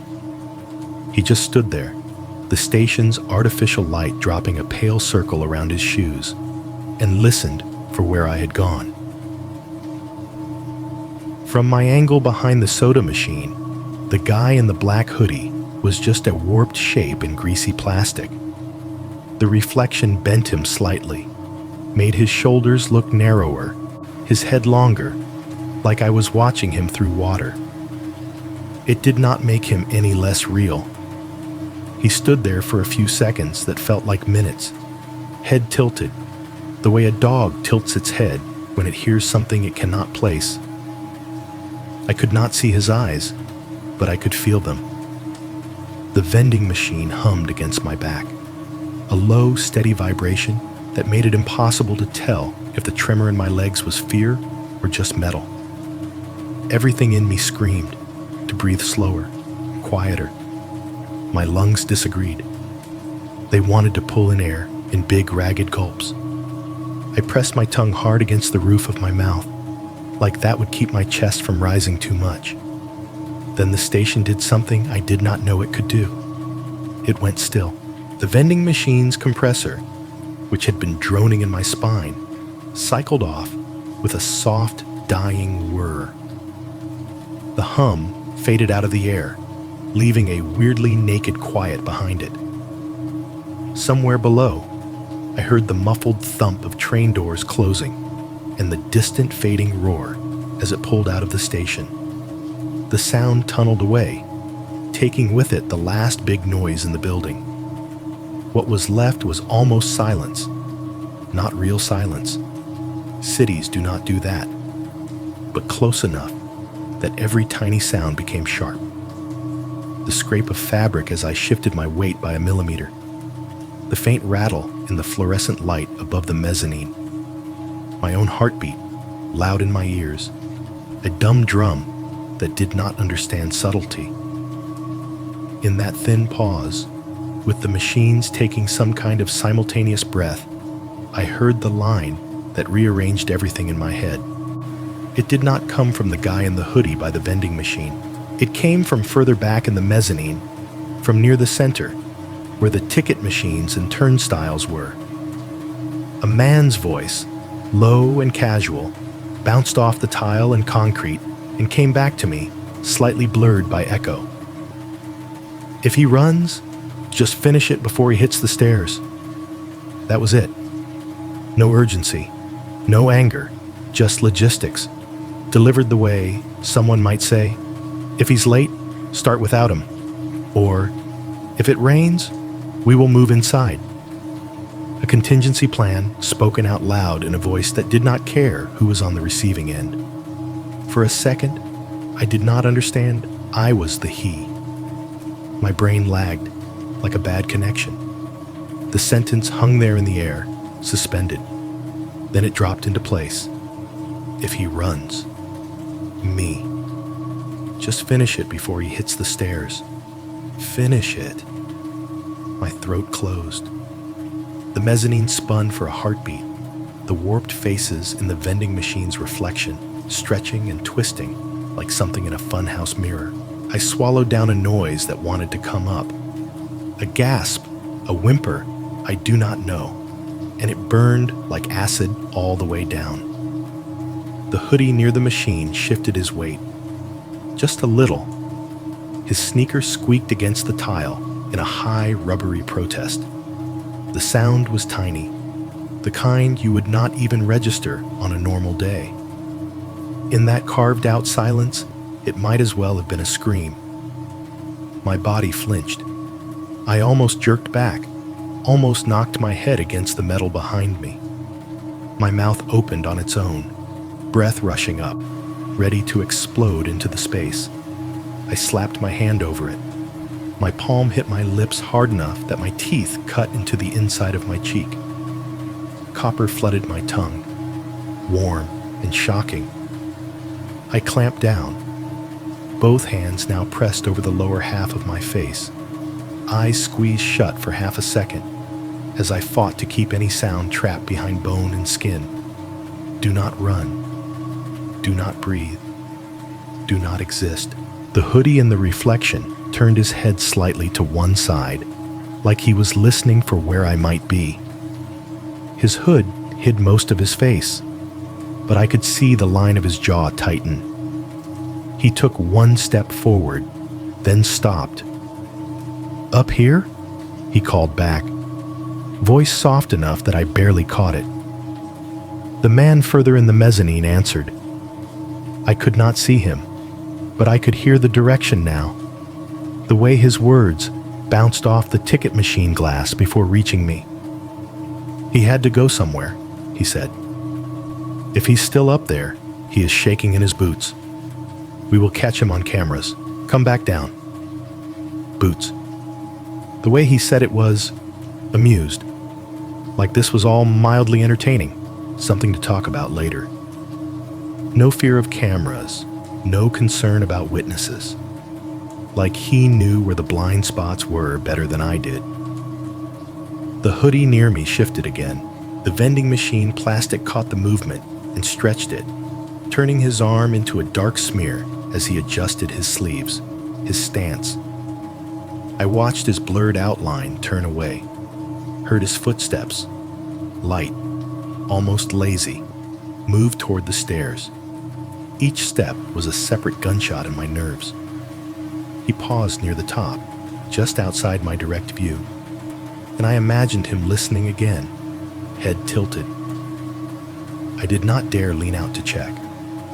I stared at his phantom form in the reflection, hardly blinking, as if any motion in my body might ripple the plastic and give me away. A few long seconds crawled by. Then finally, the footsteps started down. 1, 2, 3. The sound of rubber on concrete. No hurry. Just a man descending stairs he had climbed 100 times at an hour when he thought he owned them. I held my breath until my chest hurt. My eyes pricked with tears from the pressure. Blood pooled in my mouth from the bite on the inside of my cheek, warm and metallic, making me want to cough. Below, the hollow echo of his steps merged with another set. He must have joined the guy who had spoken, maybe the third I had not seen yet. The mezzanine swallowed their combined sound, sending watery echoes up through the gap. Then gradually, it faded. Down the stairs, back toward the platform, back toward her. I did not move. I stood there, plastered to the back of the vending machine for what felt like years. I counted in my head to keep from listening too hard. 1 Mississippi, 2 Mississippi, 3 Mississippi. I lost track around 50, started over, then over again. Somewhere below, the speakers clicked on. "Blue line to O'Hare arriving in 2 minutes, the recorded voice said, calm and indifferent. Of course it was. The system did not care someone had just discussed how to finish me if I picked the wrong direction. They were probably still down there with her. Maybe they had repositioned. Maybe they were waiting for me to come back down, to make a heroic decision, to step back into their geometry. I was not going to give them that. I peeled myself off the vending machine slowly, peeling damp fabric from cold metal. My muscles protested, stiff from holding one position too long. My knees felt weak, my hands trembling in a fine, constant shake. Instead of heading back toward the stairs I had used, I turned in the opposite direction. Most people, especially late at night, funnel through the main exit. Stairs to street, done. I had always done that too. There was, technically, another option.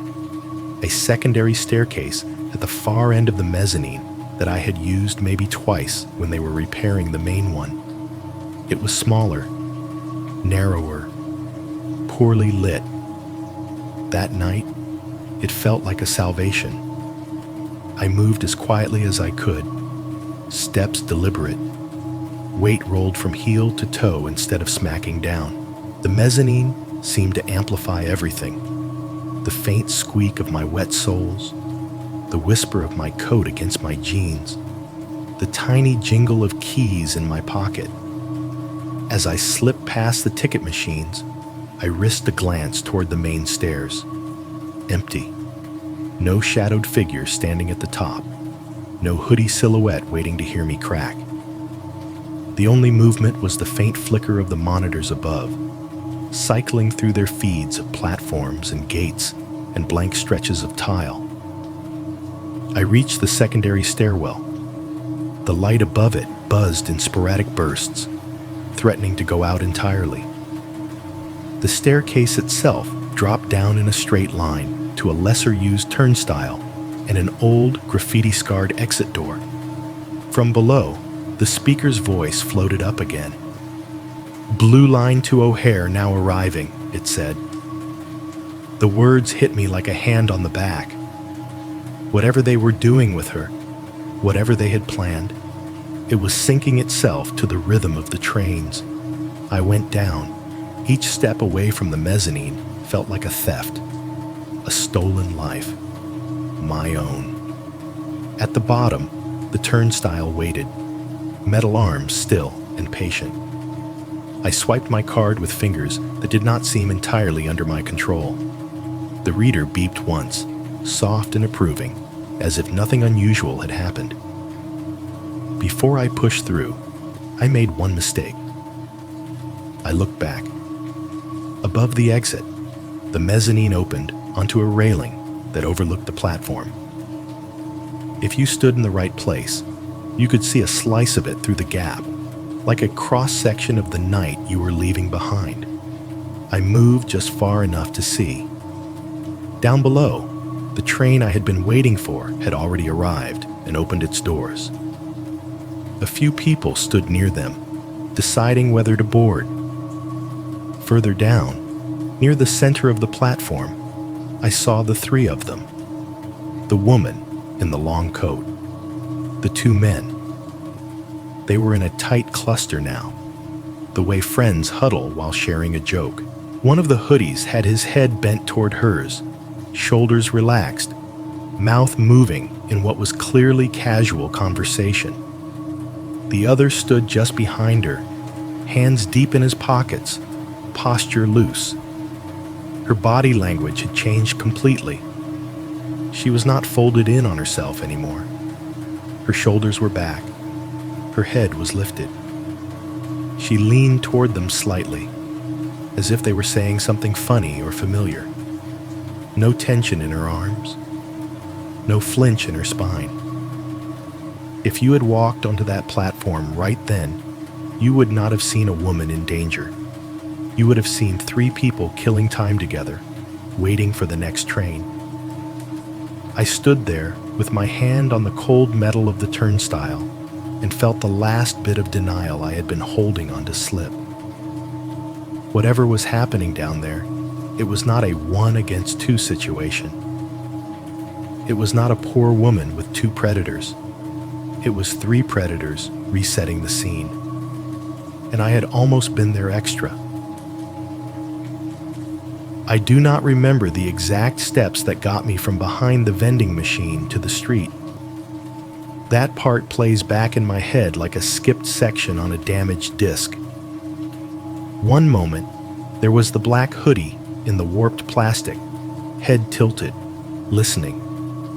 The next, I was pushing through the exit turnstiles with my card in a shaking hand, and the cold night air hit my face like water.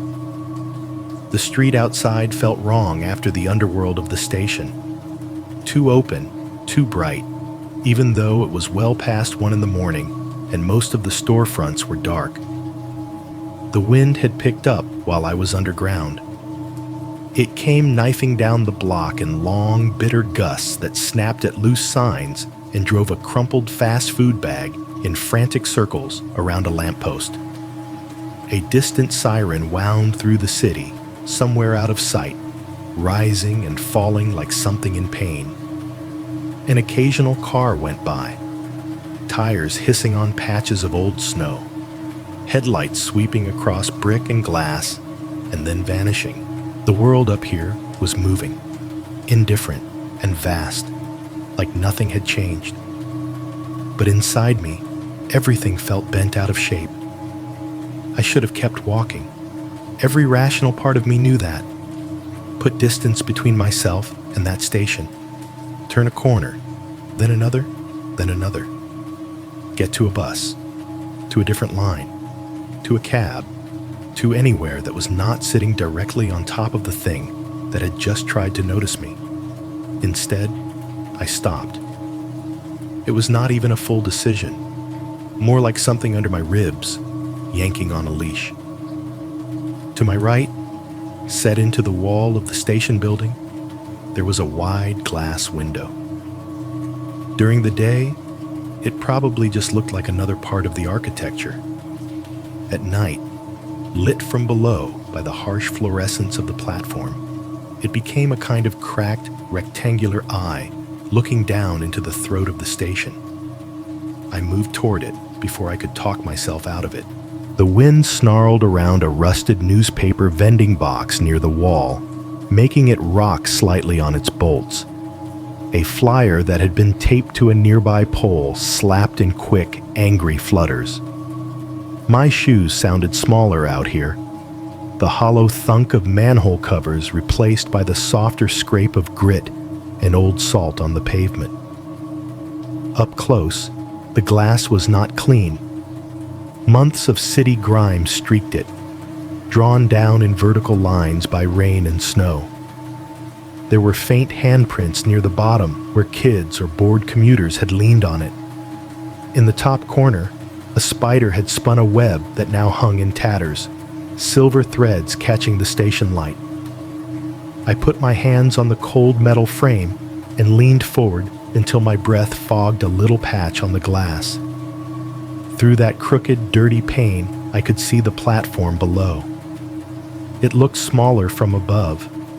The stretches of gray concrete that had felt endless when I was standing on them now seemed like a narrow strip laid out for a demonstration. The blue columns divided it into segments, like a board game for people who did not know they were pieces. The kid with the skateboard was moving toward the edge, his shoulders rounded against the weight of a backpack I had not noticed before.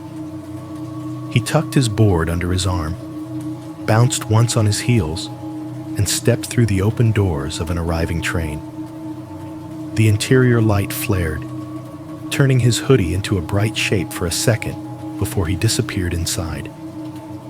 The doors closed, and the train pulled away, taking with it one of the few witnesses to what almost happened. The man against the wall remained in his slump. From above, he looked less like a person and more like a heap of laundry someone had dropped and forgotten. His hat had slid further down over his face. His legs were still stretched out in front of him, ankles crossed. If anyone checked on him, it had not been in the time since I left. And there, near the middle of the platform, were the three of them. The woman was no longer seated.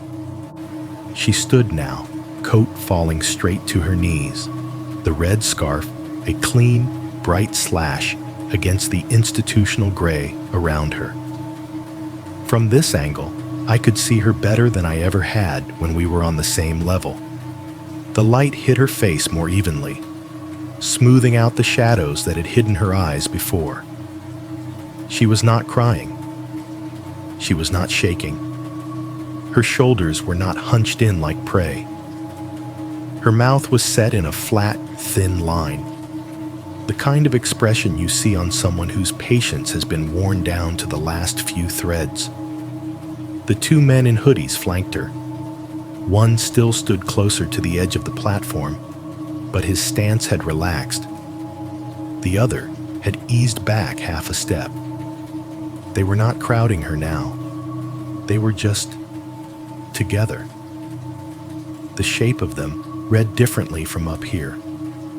On the platform, from the side, it had looked like two men orbiting a possible victim. From above, it looked like a group whose members knew each other well enough not to mind the silences. At first, I thought they were just standing there, waiting for the next train. Then a movement caught my eye. The woman turned her head toward the man nearest the stairs. Her lips parted, and I saw her speak. The glass was thick, and the station sounds had to climb all the way up to street level, thin and stretched. What reached me was more sensation than sound, a faint, watery echo riding the air currents up through the stairwells and ventilation grates. But I heard enough. "You lost him in the mezzanine again? Seriously?" Her voice carried a tone I recognized instantly. Irritation, not fear, not panic. Irritation, sharpened with something like contempt. The kind of irritation you hear when someone keeps messing up a job they should have learned by now. The man she was looking at shrugged, a small, almost sheepish movement. From above, it was clear. He lifted his hands, palms up, in a "what do you want me to do?" gesture. Fingers spread, shoulders up for a second, before dropping them again. He said something back. I could not catch the words, but it sounded short and defensive. The other hoodie huffed out a laugh, a brief exhale that barely reached me, but changed the shape of his shoulders for a moment. The platform that had felt like a stage for a crime in the making now looked like a stage after a rehearsal. The act was over. The audience had left. The actors were giving each other notes. My stomach turned in on itself. The station glass was suddenly too close to my face. I forced myself not to pull back. If I did, if I blinked too hard, I knew I would find an excuse later to blame the whole thing on adrenaline and imagination. The woman shifted her weight from one foot to the other, the end of her scarf swinging slightly. She looked down the length of the platform toward the far end, then back at the men. Her jaw tightened. Through the faint echo, another fragment rose. "They will keep coming. Just stop being weird about it." I could not be sure of the exact words, but that is what my brain filled in. It fit too well with the tone, with the way one of the men spread his hands again, with the way the other stuffed his into his pockets as if to keep from gesturing more. The one closest to the edge let out a more obvious laugh this time, tilting his head back enough that I could see a flash of teeth. Then he lifted one hand and pointed casually down the platform toward the section I had been standing in not long before. Not at me, obviously. I was no longer there. But at the space itself, like he was already imagining the next version of me that would occupy it. From above, that simple gesture looked horribly confident. There was no uncertainty in it, no trace of someone who felt they had just had a close call. It was the gesture of someone thinking ahead, planning, slotting future bodies into the diagram in his head. The wind gusted, rattling the newspaper box beside me. A scrap of old headline tore loose and plastered itself briefly against the lower corner of the window before being dragged away.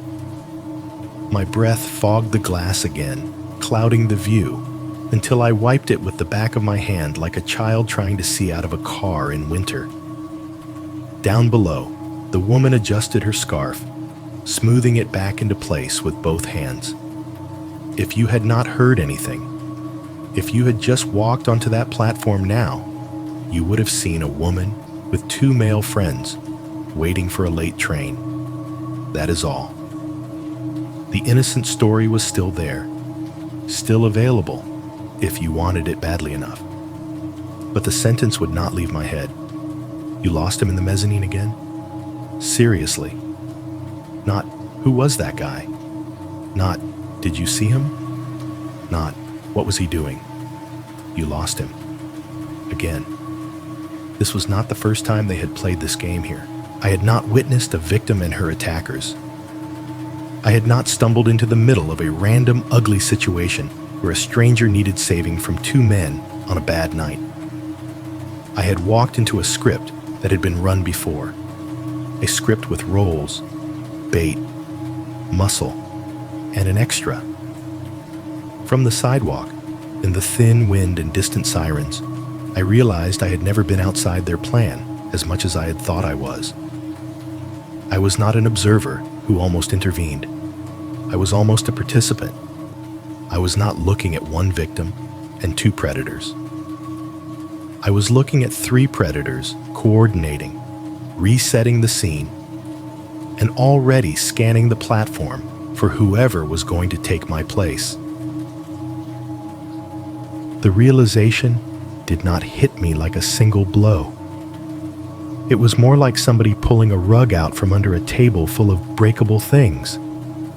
For a second, everything in my head hovered, suspended. Then it all started to fall. I pushed away from the window, so fast my hand slipped on the cold metal frame. The glass smeared with the last of my breath and a streak of skin oil, erasing the view below. I did not want to see them anymore. I wanted brick between us. Concrete, distance, anything. My legs finally got what they had been begging for since I saw the gun. I walked. Fast. Almost ran. The first few steps felt stiff, like I was wearing someone else's knees. Then they loosened into something closer to a stride, my feet hitting the sidewalk harder than they needed to, as if I could grind the fear into the cracks. The station fell behind me. A block of light and noise sunk into the ground. I turned the first corner I could, then another, until the entrance was out of sight, and the only proof it existed was the echo of my own memory and the faint rumble underfoot whenever a train passed. My heart was pounding so hard I could hear it over the wind and what little traffic there was. It thudded against my ribs in big, clumsy hits that made my vision pulse at the edges. My breath came out in white bursts in front of me, the cold air knifing into my throat and lungs. For a few wild seconds, I thought I might throw up right there on the sidewalk. I did not, but the feeling stayed, a sour, acid weight just under my sternum. The street I ducked onto was narrower, lined with closed storefronts, dark glass, metal roll-down grates, paper signs fading from too many summers. A busted awning flapped weakly overhead, its fabric snapping in the wind with a sound like distant applause. I passed a darkened barber shop, a pawn store with its neon off sign still glowing faint red, a convenience store closed early with hand-lettered "back at 8 a.m." taped crooked to the door. There was a recessed doorway between two of them, a little pocket in the brick where a door sat 2 steps up from the sidewalk. I climbed those steps and pressed myself back into the shadow, out of the direct line of sight from the main drag. The air in the alcove was a little warmer, trapped and stale, smelling of old cigarette smoke and whatever had been spilled there over the years. That was where I pulled out my phone. My hands were shaking hard enough that it took 2 tries to hit the emergency call icon without dropping it. The screen seemed too bright, too clean for what I was about to drag through it. My thumb hovered for a second over the button, as if one more breath would change anything. It did not. I hit dial. The ring sounded oddly civilized, polite. It did not belong in the cold little alcove with my heart going like a drum solo. It cut off after a couple of beats, replaced by a voice I have heard 100 times in movies and never wanted to meet in real life. 911. What is your emergency? I opened my mouth and everything came out at once, tangled and tripping.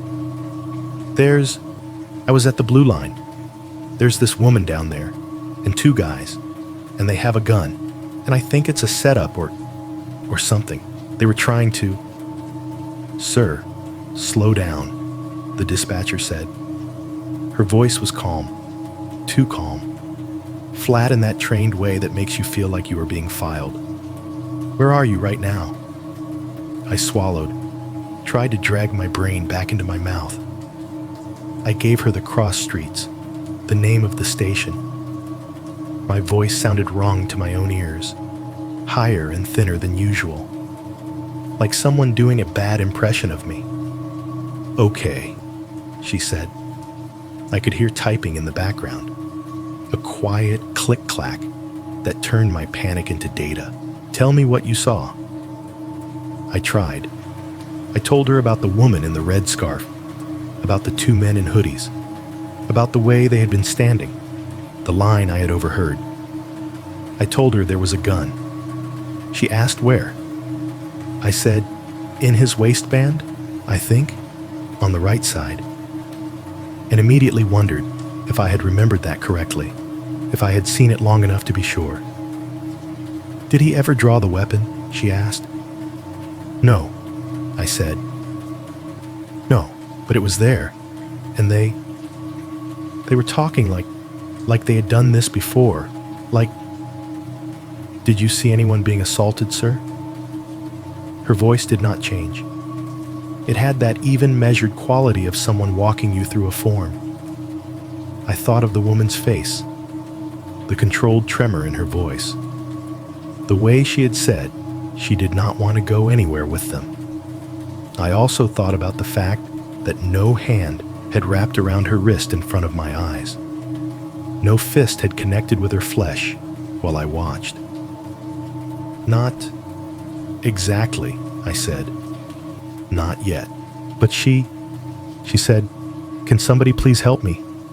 And did she say that to you directly?" the dispatcher asked. "Did she address you?" I do not know," I said, hearing how weak it sounded. "She said it out loud, and I was there. And then one of them said, 'He heard you,' talking about me, I think. And then they followed me to the mezzanine, and I hid. And when I got out, I saw them from the street, and she wasn't scared anymore. She was mad. And she said..." I was losing her. I could feel it even through the phone, through the practiced neutral tone. My story was a mess of impressions, half conversations, and gut feelings. No clean crime she could put in the little box on her screen next to domestic disturbance or armed robbery in progress. "I know how it sounds," I said quickly. "I know it sounds crazy, but they were waiting, like they'd done this before." She asked for help, and then she wasn't. She wasn't acting like a victim when she thought I couldn't see her anymore. It's like they were using her as, I groped for the word, bait, for people like me. There was a pause on the other end, not long, half a breath, but it was enough for my already fried nerves to catch it. "Sir," the dispatcher said slowly, "you mentioned," she said, "what exactly?" I closed my eyes. The words were carved into the inside of my skull. I could have whispered them in my sleep. She said, "Can somebody please help me?"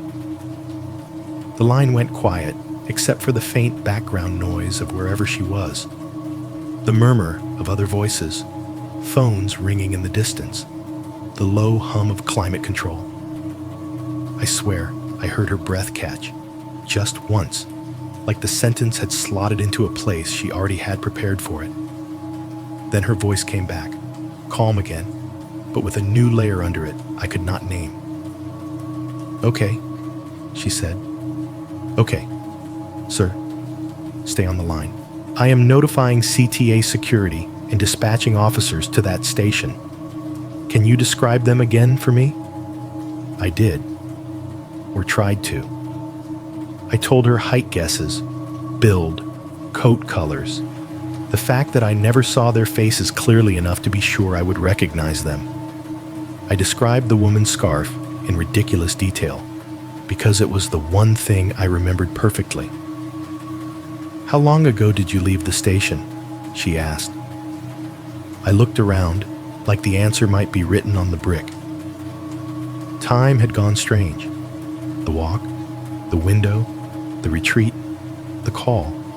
It all felt like it had happened in a single exhale. 10 minutes, I guessed. Maybe 15. "Are you in a safe location now?" she asked. I looked at the deep little doorway I had folded myself into, the way the street curved, the absence of people. Safe was not the word I would have chosen, but it was at least not down there. "I think so," I said. "Okay," she said again. I could hear more typing. "Officers are en route. I need you to stay where you are for a few more minutes in case they need to contact you. Do not go back down into the station. Do you understand?" "Yes," I said, too fast. My heart had slowed a little, just enough for a new feeling to creep in between the beats. Doubt. Hearing my own description reflected back at me. No drawn weapon, no clear assault, no name, no face, just vibes and half-heard sentences made me sound like the kind of caller they probably flagged at the end of the night as possible mental health or overly anxious. Maybe I had overreacted. Maybe I had misread everything. Maybe the sentence that had drilled itself into my bones was an unlucky combination of words on a bad night. I hated myself for thinking that way, and hated myself a little more for how good it felt to cling to the possibility that I was wrong. Being crazy would be easier in some ways than being right about what I thought I had seen. We talked a little longer. She asked me to spell the street names again, to confirm the station, to repeat which direction the train had been heading when I left. I answered as best I could, fingers numb from the cold and adrenaline.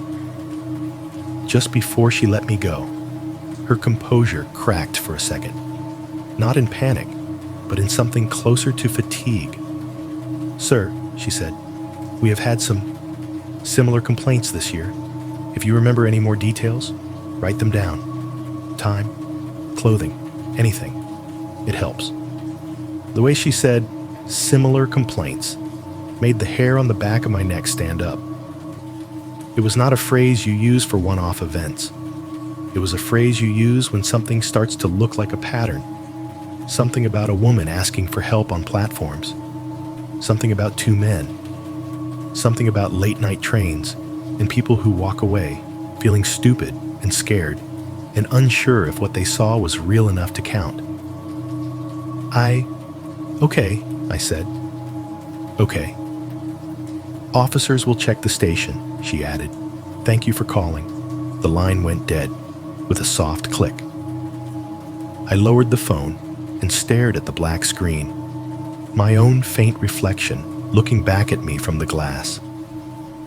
Behind my warped face, in the depths of that little doorway, the word "similar" rolled around, gaining edges.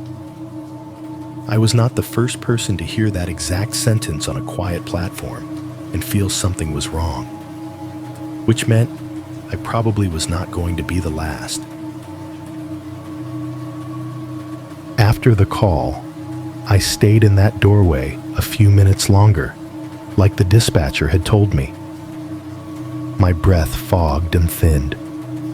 My heart slowly backed down from trying to punch a hole through my ribs to something more like a stumble. No police cars howled up to the corner.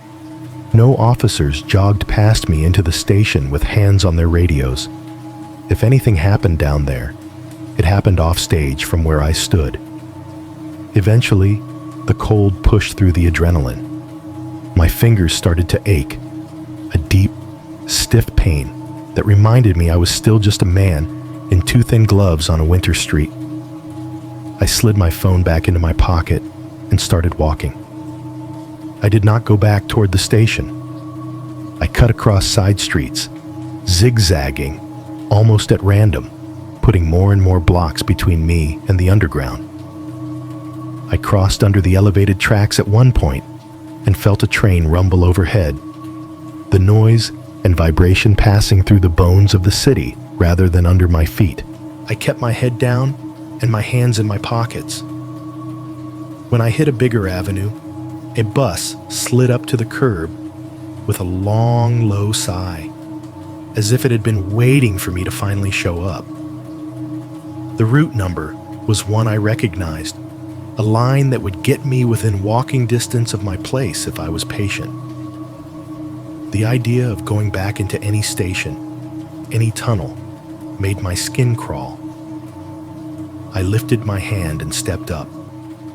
The driver barely glanced at me. It was that hour of the night when the people still riding have become part of the scenery to each other. I tapped my card, heard the small approving chime, and moved down the aisle. The bus was almost empty. A woman in a security guard uniform sat near the front, hat tilted forward, eyes closed, hands folded over the strap of her bag, like she had trained herself to sleep in bursts without ever really letting go. A man in paint-splattered pants sprawled across the back row, headphones on, staring out the dark window as if something out there might finally look back. I picked a seat in the middle, on the side where I could watch both the front and the back in the reflection, and dropped into it with more force than I meant to. The cushion sighed under me with the tired resignation of foam that has held too many bodies. The light inside was harsh, a flat white that erased shadows and made all of us look pale and slightly unreal. The engine hummed and growled beneath the floor in a way that vibrated my shoes. The air smelled like stale heat, rubber, the faint chemical sting of disinfectant, and the ghost of 1,000 unwashed work jackets. Outside, the city slid by in pieces. Dark storefronts, sodium lights, the occasional open bar spilling noise for half a block before shrinking in the rear window. The windshield wipers squeaked every few minutes across glass that did not really need them, a habit the driver had not shaken. I sat there with my knees pressed against the back of the seat in front of me and tried to pretend I was just another exhausted worker catching the late bus home. My body was still buzzing, adrenaline refusing to release its grip completely. My thoughts came in fragments. You lost him in the mezzanine again? Seriously? Similar complaints this year. Gun in the waistband. No drawn weapon. No victim anyone wanted to write down. The bus rocked and swayed. Every time it pulled up to a stop, the brakes let out a long squeal like a complaint. Once or twice, someone got on. Faces hunched in their collars, eyes on the floor, and moved past me without meeting my gaze. Nobody got off. It was as if the bus itself was a conveyor belt, taking people away from whatever they did not want to see. When my stop finally came, I pulled the cord and heard the soft ding that announced my intention to leave. The driver did not look back.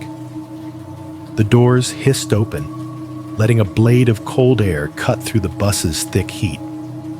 I stepped down onto the sidewalk, feeling heavier than when I had climbed on. The walk from the bus stop to my building was short. I had done it so many times that my feet knew the cracks and dips better than my eyes did.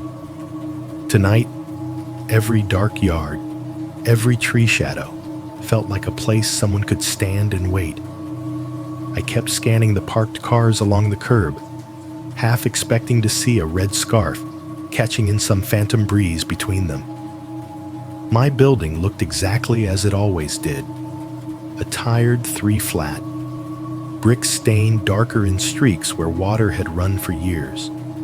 Front steps slightly uneven, where the concrete had settled wrong. The security light over the door glowed a dull, sickly yellow, buzzing softly.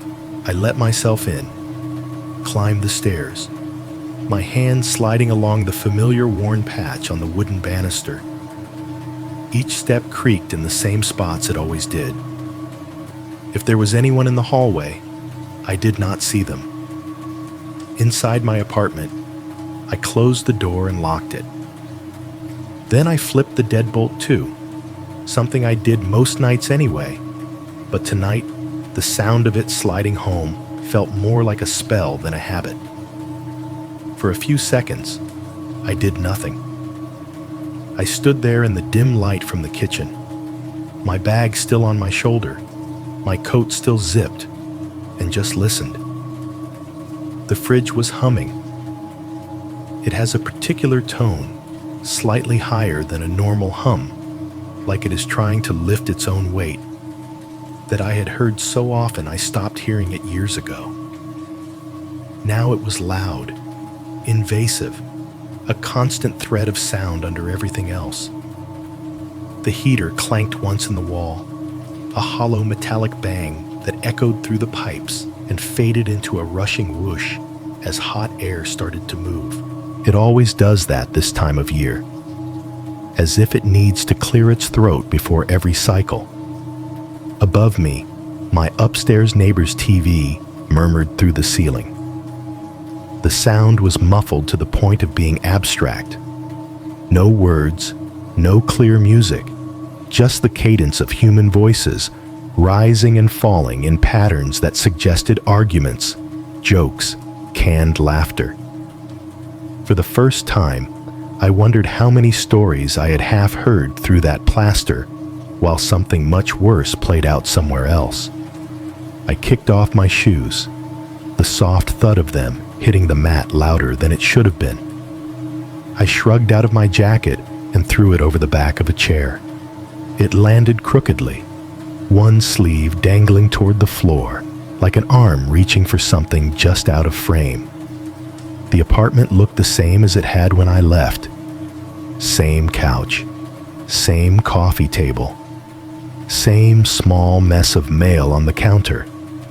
But the familiarity felt staged now, like a set someone had dressed to look like my life. The hum, the clank, the murmur. Sounds that used to be background now seemed like they were covering something, like static between stations. I moved to the middle of the little kitchen and just stood there, arms hanging loose, trying to let the reality of being home catch up to the rest of me. It did not. My body was here. My head was still down there, under concrete, in the light that made everyone look a little sick. You lost him in the mezzanine again. Seriously? The line replayed in my head with sickening clarity, as if someone had recorded it clean for internal use and was now looping it through my skull. I pictured her face as I had seen it from above. Not afraid, not broken, just annoyed. Like I had not done my part correctly in some game she assumed would be easy. I started to picture other versions of the night. What if I had walked up to her and asked if she needed help? Loud enough for the cameras, for the kid with the skateboard, for the sleeping man. I saw, in my mind, one of the hoodies stepping in close, putting a hand on my shoulder, saying something like, "Mind your own business, man," with a smile that did not reach his eyes. I saw myself insisting. I saw the smile fade. What if I had stayed on the platform, waiting for the train, pretending I had not seen the gun? They knew I had heard her. They knew I had looked. Would they have let me step onto a car and ride away? Or would one of them have trailed me up the stairs, into the mezzanine, where there were fewer people and fewer cameras? I saw myself lying on those tiles in my mind's eye, the same way the sleeping man had been, except not asleep. Someone else waiting for a train would walk by, glance over, and decide not to get involved. Maybe that is dramatic. Maybe that is just what fear does. It builds worst-case scenarios in every direction. But after hearing that dispatcher talk about similar complaints, after hearing the woman complain about losing me like I was some kind of botched attempt, it was hard to believe they would have shrugged and moved on if I had played the role they wanted more fully. At some point, I realized I was still standing in the kitchen like a statue. I forced myself to to move through the motions of a normal night. I hung up my coat. I emptied my pockets onto the little dish by the sink. I poured a glass of water and drank half of it without tasting it. I turned off the kitchen light and moved toward the bedroom, letting the apartment shrink around me in the dark. In my room, I plugged my phone into the charger on the nightstand. The screen lit the table, the glass of water, the crumpled tissue from some other, more ordinary night. For a second, I considered opening a notes app and doing what the dispatcher had told me, writing down everything I remembered while it was still fresh. The thought of turning the night into bullet points, though, made my stomach lurch. I lay down instead, still in half my clothes, and pulled the blanket over myself. The sheets were cold. The pillow smelled like detergent and the ghost of old sweat. Outside, somewhere not too far away, a train rattled over the elevated tracks, its sound a distant hollow roar. I had always liked falling asleep to that. Tonight, it sounded less like a lullaby and more like something dragging its chains. I put the phone face down on the nightstand, as if not seeing the screen would protect me from anything it might show me. The room settled around me in layers of sound. The fridge hum, the heater's low rush, the neighbor's TV, the fading echo of the train. For the first time in a long time, none of it felt safe. I must have hovered somewhere on the edge of sleep, that strange floating place where your body is heavy, but your thoughts are still racing, when the phone buzzed. The vibration against the wood of the nightstand made a small, distinct sound, a brrrt that cut clean through the rest of the apartment noise. My eyes snapped open. For a second I lay there, staring at the dark ceiling, hoping I had imagined it. The phone buzzed again. A second vibration, shorter. A notification, not a call. I turned my head and looked. The screen was lit, a rectangle of cold light in the dim room. A single line glowed in the center. Unknown number. Did you get home okay? That was it. No name, no contact photo. Just that question. It was close to what Matt had texted me earlier. Close enough to make something in my chest twist. But Matt's message had his name attached, his stupid little profile picture from last summer's barbecue. This one was faceless, anonymous. The phrasing was just a little more formal, as if someone had heard the version my coworker had used and cleaned it up. No one in my contacts would phrase it exactly like that. No one who knew me well would send that sentence from a number I did not recognize. I stared at it until my eyes started to sting. My heart, which had finally begun to slow, picked up speed again, each beat landing sharp and hard. The hum of the fridge faded to nothing in my ears. The heater, the TV upstairs, the distant train, all of it slid to the far edge of my awareness. The message sat there, simple and polite, like a hand resting on a door handle, waiting. I did not respond. I woke up feeling like I had not slept at all, just blacked out for a while and borrowed somebody else's headache. The light leaking around the edges of my blinds was that flat, gray mid-morning kind that makes everything look like it has been left out too long. My mouth tasted like old metal and fear. For a few seconds, I lay there trying to remember whether the unknown text had been a dream. The night before was already starting to fuzz at the edges. Train, red scarf, mezzanine, window, call, bus, home, bed. It could have been my brain stitching together a nightmare from too many horror videos and not enough rest. Then I rolled over and reached for my phone.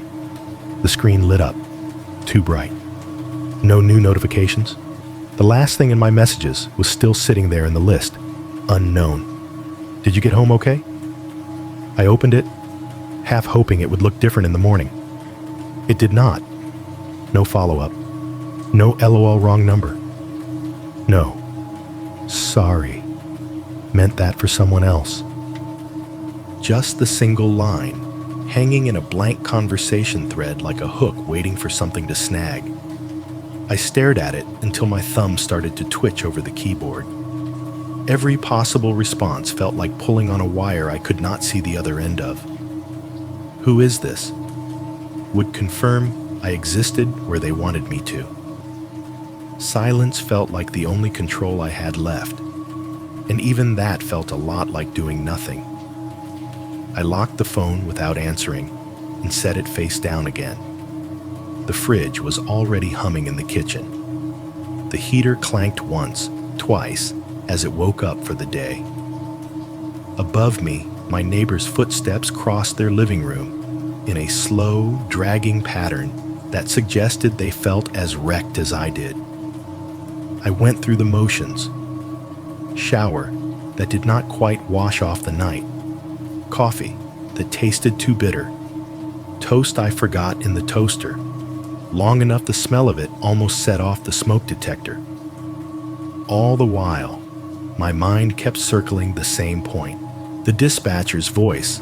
Similar complaints this year. The woman's voice. You lost him in the mezzanine again? Seriously. If this had happened to other people, it would be in the news, right? That is what I told myself as I opened my laptop at the kitchen table and watched the familiar browser homepage load up. If someone had actually been hurt, shot, dragged off somewhere, there would have been a headline, a segment, a small, blurry picture. I started with the obvious. Local news site, search bar, the station name, enter. Dozens of results bloomed, most of them about delays, repairs, minor fires in electrical rooms. A couple of stories about random assaults that read like every other transit horror. An argument over a seat turned violent, a drunk guy swinging at a stranger. I scrolled, eyes flicking over dates, locations, trying to feel out anything that matched my night. Nothing about a woman in a red scarf. Nothing about two men with a gun on a platform. Nothing clearly labeled as bait. I refined the terms. Blue line armed robbery. Gun on platform. Late night CTA incident. It triggered a new wave of articles, some so old the photos looked like they had been taken with a flip phone. People jumped, pushed, punched. Rush hour collisions. Drunk fights that spilled onto tracks. Everyone's worst train stories, all lined up in a tidy list for consumption. My coffee cooled untouched beside the mouse. The laptop fan kicked on, a low, steady whir that joined the fridge's hum in an unpleasant mechanical duet. News sites were not enough. The dispatcher's tone when she had said similar complaints did not sound like press release language.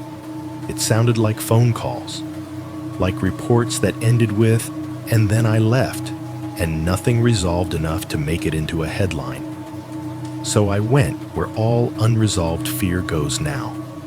Reddit, CTA stories, Chicago subreddits, threads with titles like "Creepiest Thing You've Seen on the L" and "Ladies of Chicago, What's the Scariest Thing That's Happened on Public Transit?" I scrolled past top comments about petty theft, perverts, couples screaming at each other. The bigger the thread, the more people wanted to top each other's anecdotes. I was not looking for one-upmanship.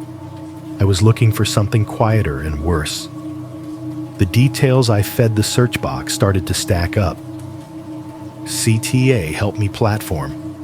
Blue line woman asking for help.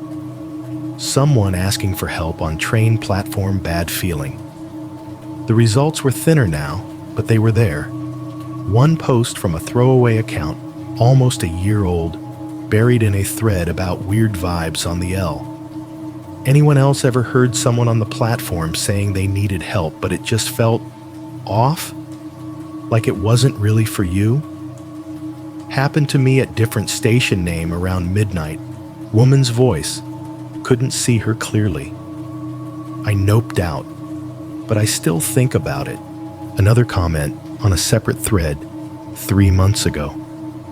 Blue line around 1 a.m. This girl kept saying she needed help, but these two dudes were standing like way too close on either side of her. I thought about going over, but my gut told me to walk away. Still feel like a coward TBH. No replies. No update. Just that confession, sitting there. My pulse picked up. The chair creaked under me as I leaned closer to the screen. Like proximity would pull more information out of the pixels. There was a pattern, if you were looking for it. Women, maybe just one woman, maybe more, asking for help in that soft, strained way that does not force a scene. 2 men nearby. Late hours. Blue line stations. People noticing, feeling something wrong, and then leaving. None of them mentioned a gun. None of them mentioned a red scarf. Details shift. People forget. Fear edits. I widened the net. It stopped being just that station. That line, any post about a woman asking for help on a platform got my attention. Most were exactly what you would expect. Actual emergencies, people passing out, someone falling, a real assault interrupted or not. But every now and then, the phrasing would hit a little too close. Kept saying she needed help, but didn't sound panicked. 2 guys hanging back, didn't look like they were with her, but also looked way too comfortable. Felt watched, like I was the one being tested. Hours passed.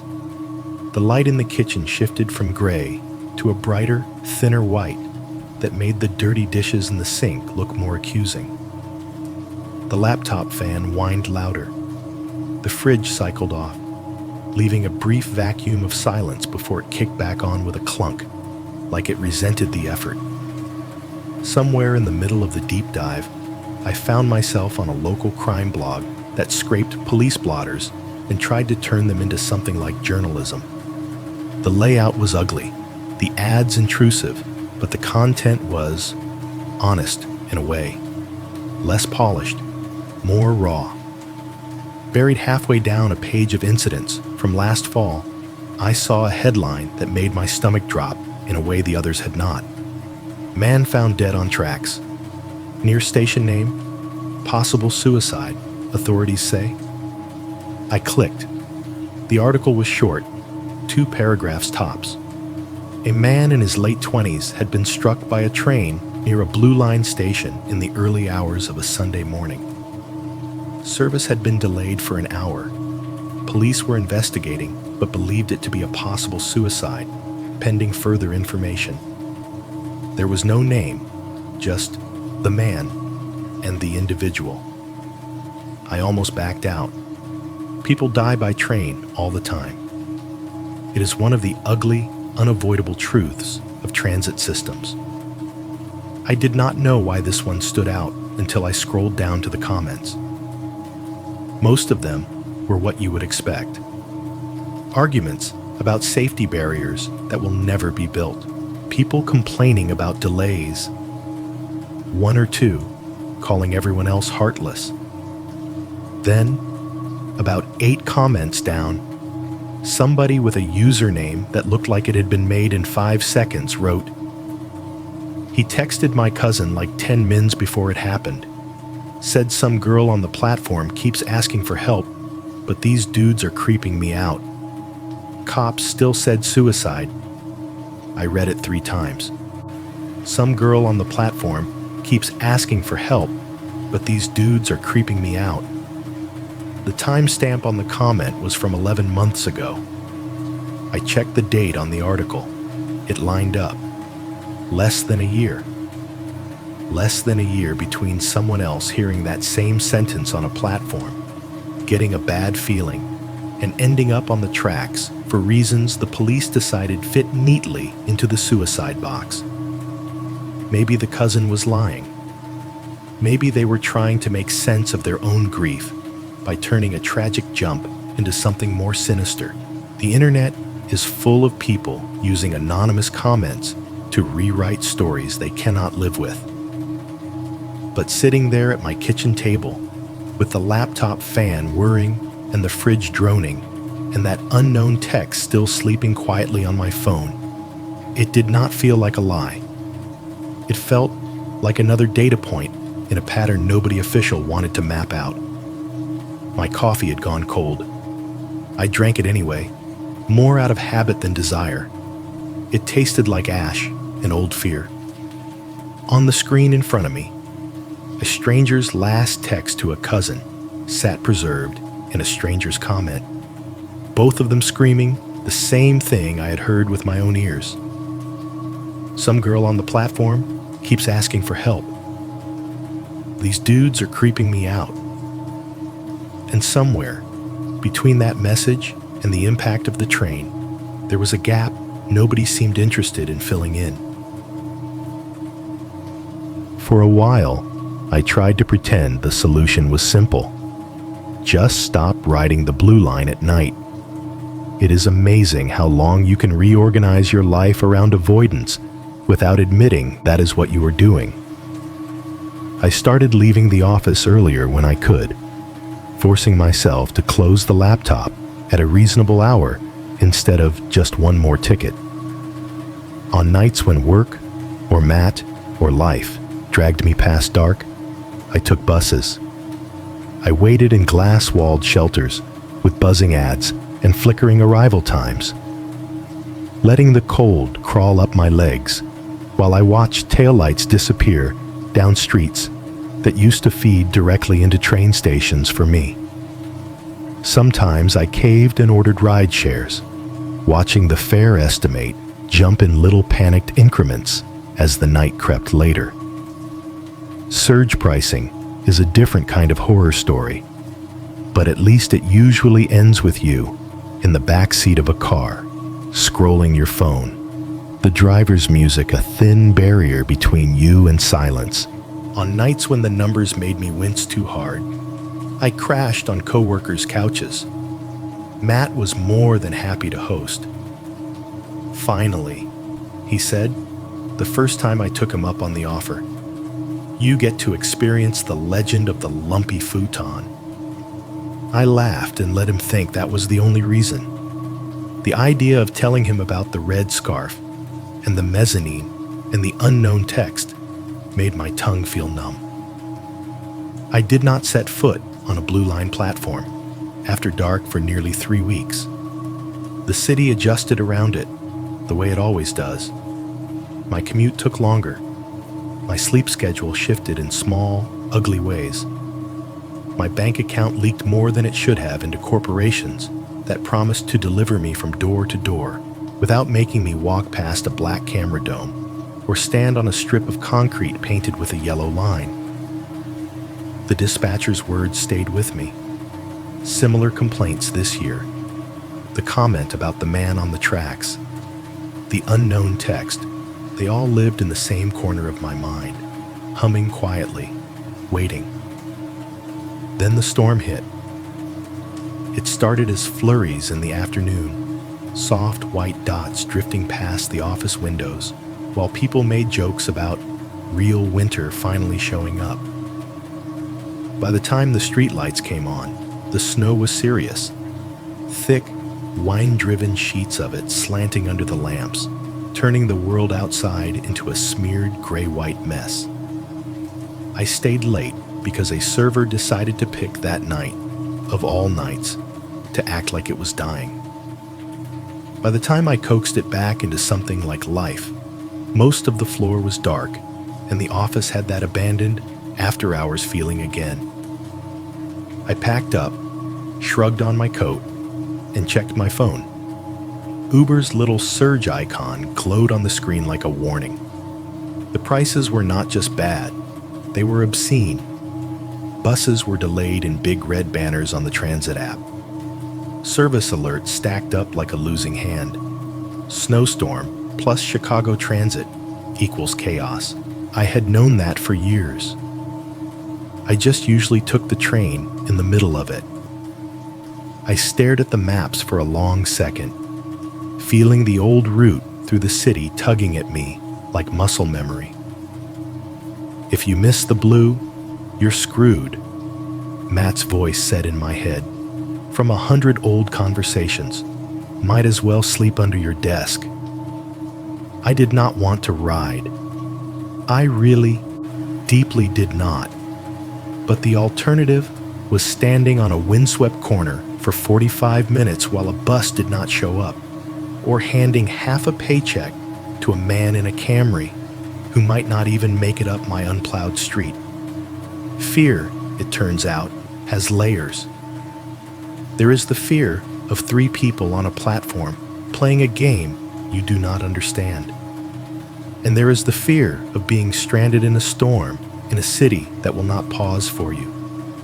That night, one outweighed the other just enough. I compromised with myself like a coward. I would not use the same station. I would not ride at the same hour. I picked an earlier train from a stop a few blocks away from my usual, one I normally avoided because the stairs were longer and the wind always seemed to roar down them like it had been waiting.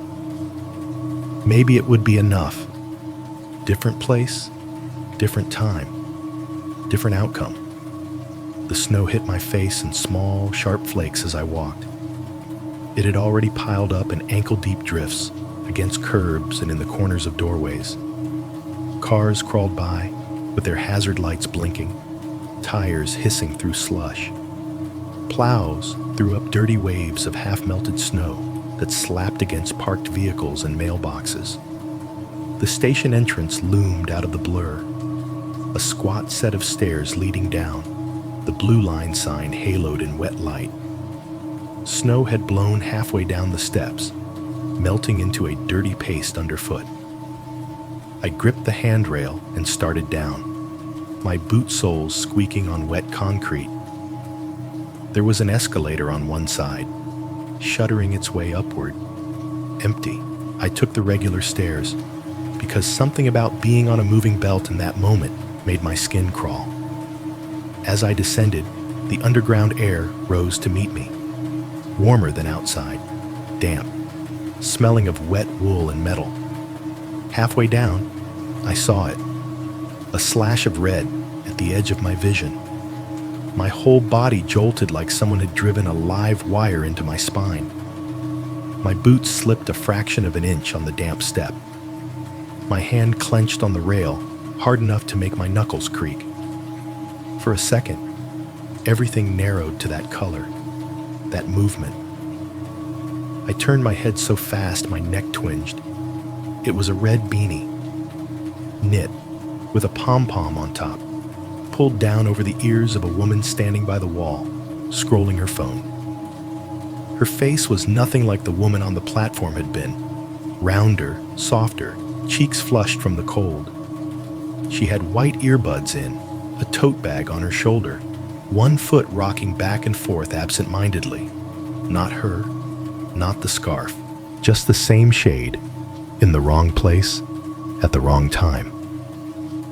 I stood there for a second longer than I should have, heart thudding, watching the back of a stranger's hat while my body tried to climb out of my own skin.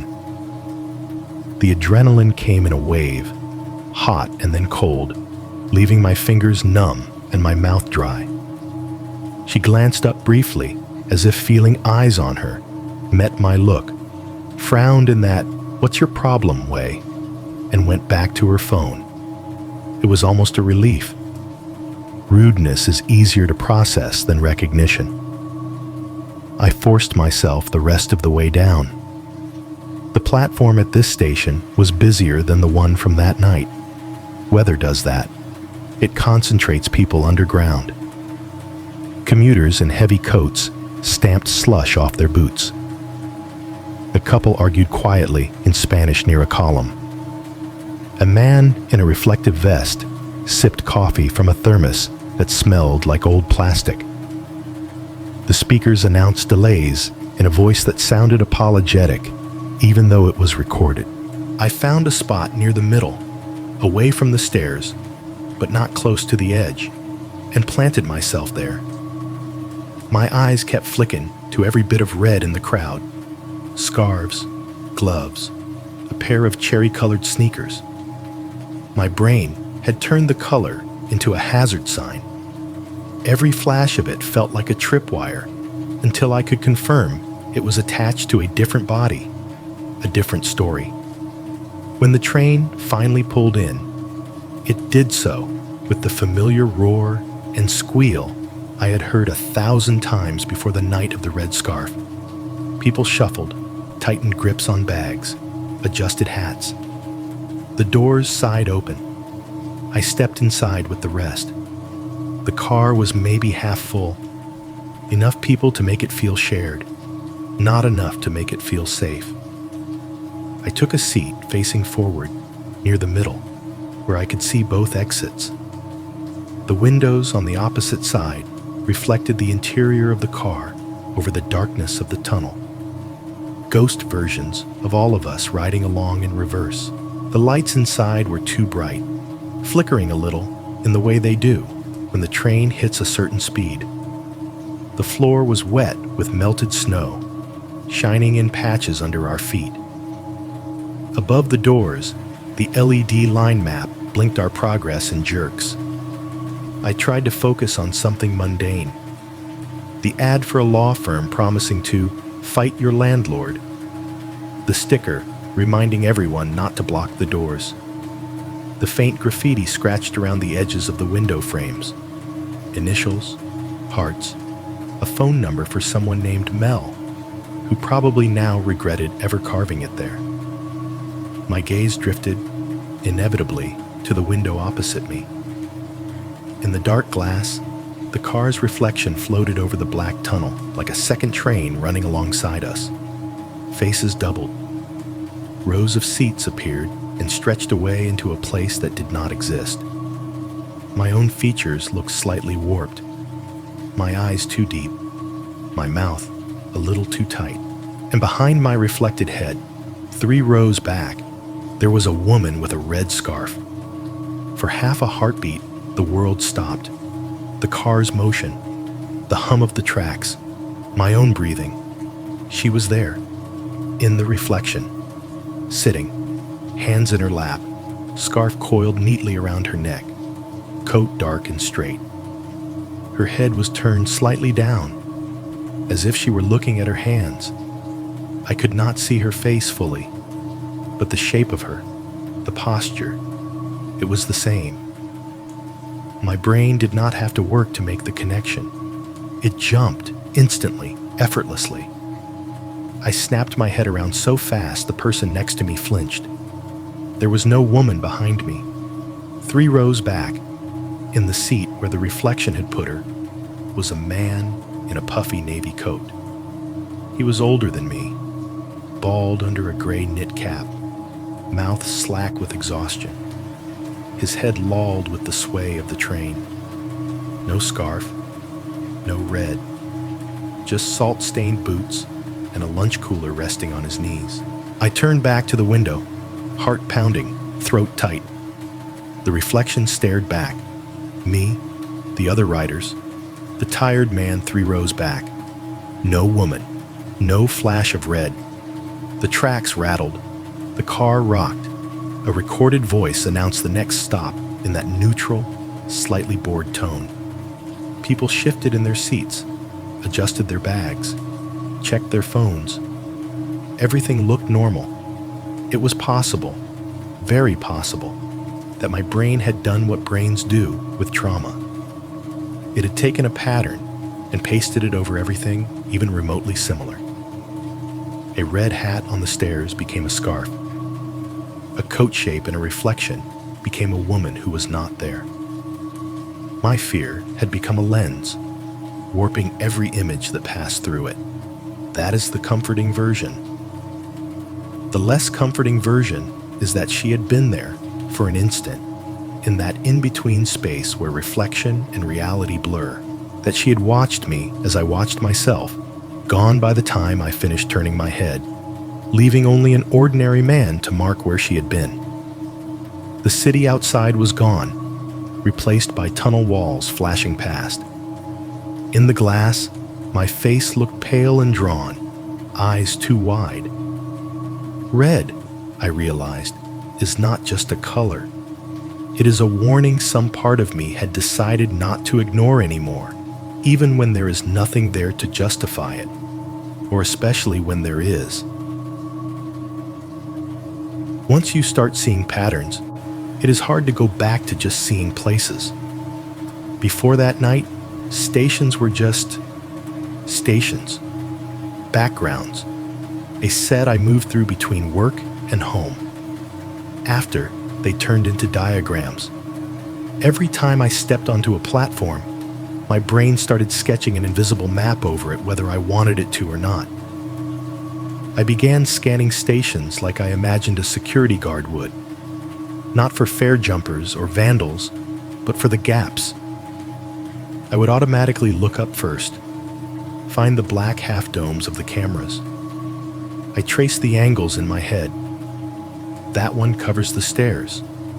That one the middle of the platform. That one is probably pointed toward the far bench. I tried to imagine what the little screen in some remote office would show. A patchwork of grainy views, timestamps in the corner, bodies moving like pieces on a cheap board game. Then I looked for the places those circles of view did not reach. Columns are the obvious culprits. They interrupt the camera's gaze, throwing shadows and blind pockets behind their bulk. I started noticing how some benches sat almost directly under a lens, while others were just far enough off to one side that a person could be swallowed by the blind spot if they slumped or sat a certain way. Corners, too. Slight recesses where a wall jutted out a few inches around a maintenance door. Sections of platform near the far end where one camera's coverage faded and the next one's began, leaving a thin strip in between where you could disappear if you hugged the edge just right. I caught myself leaning in those places, sometimes out of habit, and forced myself to move. The realization that I had been unconsciously choosing the same blind spots for years made something cold settle in my gut. It was like discovering you had been standing in the crosshairs of an invisible weapon without ever knowing it existed. Little things started to stand out. At one station, the one I used most often, I noticed a small red smear at shoulder height on the column where I had always leaned to wait for trains. It had probably been there for weeks, months for all I knew.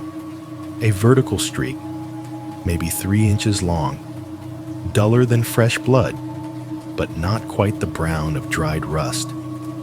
Someone could have brushed past with paint on their sleeve. Someone could have cut themselves on a jagged edge and wiped their hand without thinking. I stood there longer than I needed to, staring at it. The red was almost exactly the color of her scarf. Nobody else seemed to notice. People walked by, phones out, bags swinging, eyes clocking the arrival sign, the gap at the edge, each other. The smear blended into the noise of stickers and scuffs and old tape residue. At another station, a few days later, I was standing near the center when I looked down and saw marks on the floor I had never seen before. Faint chalk lines, not bright like a child's drawing, just ghostly smudges close to the color of the concrete. They were arranged around a column in a loose semicircle. A short line here, a cross there, a little arrow pointing toward the edge. If you were not looking for them, you would miss them completely. If you were, they looked upsettingly deliberate. I told myself kids had done it, bored on a long wait. I told myself Construction workers had used the marks to line up some temporary barrier months ago, and the chalk had never fully worn away. But they were at the height of my ankles, not a wall's. They circled a place someone might stand, or be told to. I caught myself stepping carefully to avoid them, as if my shoes might trigger something if I landed perfectly on the cross. The paranoia became its own sound. On platforms, every "excuse me" blurred into "help me" for half a second before my brain corrected it. A rushed sorry as someone squeezed past my shoulder became somebody in my ears first. Even the clipped polite phrases of commuters coming through, "behind you, you good," felt heavier than they should, like they had been pulled from a script I did not want a copy of. The PA announcements changed too. They used to be wallpaper, a voice saying, "Blue line to Forest Park, arriving in 2 minutes," while I thought about dinner or missed emails. Now, they sounded off, not in the content, but in the gaps. There is always a space between the end of one announcement and the beginning of the next. A slice of silence where the speakers click off and the raw sound of the platform rushes back in. I began to dread those slices. They felt like the perfect place for something else to slip through. A human voice layered under the recorded one. A phrase tucked into the static. Sometimes, when the speaker popped and sagged back into rest, I could swear I heard a whisper underneath it, like the station was trying to clear its throat. "Help!" The rational part of me knew it was just interference, feedback, old wiring complaining under too much use. But late at night, when the platform was thin and the wind made the tunnels moan, it was easy to believe there was something else down there talking in the gaps between official messages. I became the person I used to roll my eyes at, the one standing with their back to a wall so nothing could be behind them, the one who watched every group of 3 a little too long, the one who did not take their phone fully out of their pocket, fingers resting on the emergency call button like a nervous tick. Nobody notices paranoia when everyone is busy performing their own. That is one thing about the city that has always been true. The only thing that offered any kind of objective anchor was overhearing other people, real, live bodies, talking about something that did not exist, only in my head. It happened on a weekday evening, early enough that the station was busy but not packed. Commuters bottlenecked near the turnstiles, tapping cards, squeezing through. The air was thick with the smell of wet coats and cheap perfume. I was heading for the exit, my mind already halfway to what leftovers I had in my fridge, when a line of conversation drifted out from a station agent's booth. The booth was a little glass box near the gates, lit from inside with a harsher light than the rest of the station. 2 CTA staff were inside, one sitting, one leaning against the back wall.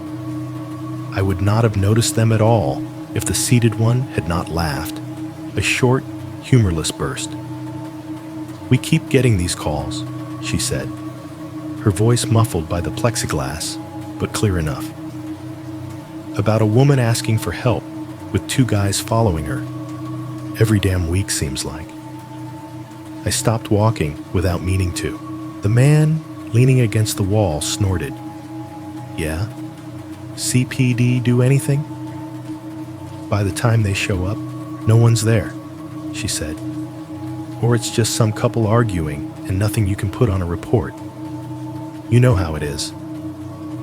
The man muttered something I could not catch. The woman rolled her eyes, looking down at whatever screen was in front of her. "Half the time the caller sounds wasted or freaked out," she added. "Hard to tell what's real. But that same description keeps coming up. Same phrasing too. She keeps asking for help." The words hit me like a physical thing. For a second, the crowd around me blurred out. All I could hear was the hum of the booth light and her voice echoing what had already been bouncing around my skull. A woman asking for help. 2 guys with her. By the time CPD arrives, they are gone. I didn't move closer. I didn't ask questions. I just stood there, half turned toward the exit, pretending to dig in my bag for something. If either of them glanced up, they would have seen a man killing time, not a man trying to keep his heart from punching through his chest. "Transit's always going to be weird," the man said finally. "Just part of the job." "Yeah," the woman said. "I just wish if it's the same people, they'd either get sloppy enough to get caught or knock it off already. I do not get paid enough to be haunted by this crap." She said it with a little laugh, but the tiredness in it was obvious. Then someone walked up with a question about fares, and the moment closed. The hum of the station flowed back in. Beeps, footsteps, the distant grind of an arriving train. I walked up the stairs and out into the evening air, with her words repeating in time with my pulse. "We keep getting these calls. Same description, same phrasing." I had wanted confirmation. Proof that this was not just my nerves chewing on themselves in fluorescent light. Hearing it laid out like that did not make me feel better. It did the opposite. It told me the thing that had almost swept me up on one cold night was not a story with a beginning and an end. It was a pattern running through the transit system, over and over, at hours when people think they are safest because they are not alone, and also least safe because nobody wants to get involved. It told me that somewhere, right now, there might be another platform, another red scarf, or coat, or hat, another pair of men who were very good at moving in blind spots and disappearing before the official voices could catch up.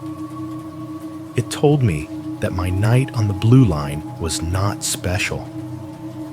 It was just my turn. Time moves weirdly after something like that. You would think a night like the one with the red scarf would be a hard stop in a life, a bright marker you could not cross. But bills still show up. Servers still crash. People at work still argue about pizza toppings like nothing in the world has teeth. Months went by. I did my best to build a routine that bent as far away from late-night trains as possible. I succeeded most of the time. But tech does not care about your trauma. It cares about uptime. The night that dragged me back in started with a sound I have come to hate almost as much as that sentence. My work phone buzzing on the table well after midnight. I had gone to bed at a reasonable hour for once, letting the low murmur of my neighbor's TV and the distant rattle of the tracks lull me into something almost like real sleep. The buzz jerked me out of it. I rolled over, grabbed the phone, squinted at the screen. A string of messages stacked up in our team channel. Alerts, error logs, a terse line from my boss. Prod down. Major outage. Need you. The next hour blurred into the kind of tunnel vision that used to be my whole life. Laptop open on the kitchen table. Coffee made too fast and too strong. Fingers skittering over keys while my brain rode the edge between panic and focus. Somewhere, invisible customers were watching spinning wheels and error messages instead of whatever they had paid us for. Somewhere, my boss was refreshing dashboards and cursing under his breath. By the time we found the culprit, a memory leak flowering into something ugly on one of the main servers, and coaxed the system back into something like stability. It was almost 1 a.m. The chat started to slow. good catch messages came in hot and then faded as people dropped off. Exhausted ghosts signing out of one haunted house to go pass out in another. You should take a cab. My boss messaged me privately before he logged off. I will reimburse. Roads are clear. You will be home in 15. I looked out the kitchen window. Snow was falling again, slower this time, fat flakes drifting down under the streetlights like ash from a fire that had decided to burn in reverse. The streets themselves were not bad yet. A thin layer of white on dark, nothing the plows would bother with until morning. I checked the rideshare app anyway. Surge. Not storm night surge, but enough to make the little estimated total jump into the range where you start calculating in your head how many hours of work equal one stupid ride. I am fine, I typed back. I will take transit. Done it 1,000 times. There it was again. That phrase, 1,000 times. It did not mean what it used to, but some stubborn part of me clung to it anyway. Like if I let them take the train from me entirely, they would have won something I could never get back. He sent back a thumbs up emoji and a, seriously, send me the receipt if you change your mind. And then he was gone. I closed the laptop, packed it away, shrugged into my coat. The apartment hummed around me. The fridge, the heater, the faint whine of something in the wall I had never identified. The unknown text from months ago was still in my phone's history, buried under other conversations like a pebble in a stack of receipts. I did not scroll back to look at it. I did not have to. I knew the words by heart. Did you get home okay? I locked the door behind me and stepped into the hallway, the air out there cooler, thinner. Outside, the snow caught the streetlight in a way that made each flake look individually important. My breath plumed in front of me as I walked, boots crunching a shallow crust. I did not go to the same station. I had not been back there since that night, and I was not about to break that streak. Instead, I headed deeper into downtown, toward a stop I usually only used during the day when I had meetings on that side of the loop. It felt safer, somehow, to change the set. The city at 1 a.m. in winter is a different creature than in a storm near midnight. The cheeks of the buildings were dry, the air clear except for the slow, steady fall of snow. The sidewalks were mostly empty. A few cabs slid by, noses dusted white. A delivery truck idled with its hazard lights blinking, engine rumbling, while a man wrestled a hand truck piled with boxes out of its back. The entrance to the station was wider than my usual one, a yawning mouth of concrete and metal framed by a small plaza that looked friendlier in daylight. At night, under the sharp glare of security lights, it felt like a stage that had misplaced its audience. Inside, the brightness hit my eyes like a slap. The white tiles on the walls reflected it back at every angle. A pair of vending machines glowed just inside the fare gates, their fronts loaded with chips and candy, lit from within like small shrines to sugar. No one was using them. Their steady hum filled the space between footsteps. The stairwells echoed. Each step I took down into the station came back to me twice, a ghost step a fraction of a second behind the real one. Somewhere below, a mop swished in slow, wet arcs. The smell of cleaner and old water drifted up the stairs. At the mezzanine level, the space opened up into a high-ceilinged room with turnstiles in neat rows. A single janitor in a reflective vest was mopping in slow circles near a wall, headphones in, head bobbing to something I could not hear.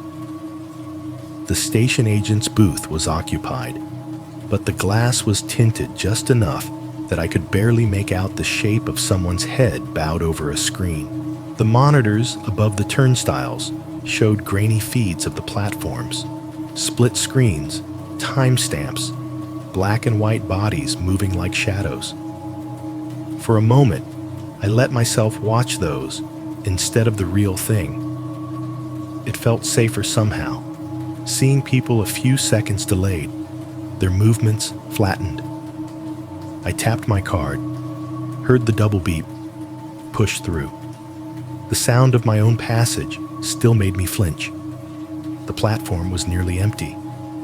Down at one end, a guy in business clothes leaned against a pillar, tie loosened, coat open. He stared at his phone with the slack, heavy focus of someone whose brain had been boiled by too many hours of fluorescent light. The tip of his shoe tapped against the ground in a jittery rhythm that did not match any music. Closer to the center, a teenager with a backpack sat on a bench, hood up, knees apart. The backpack was wedged between his feet, both hands resting on it like he expected it to jump if he let go. His eyes were on the tracks, not the phone in his pocket. It made him stand out more than if he had been scrolling.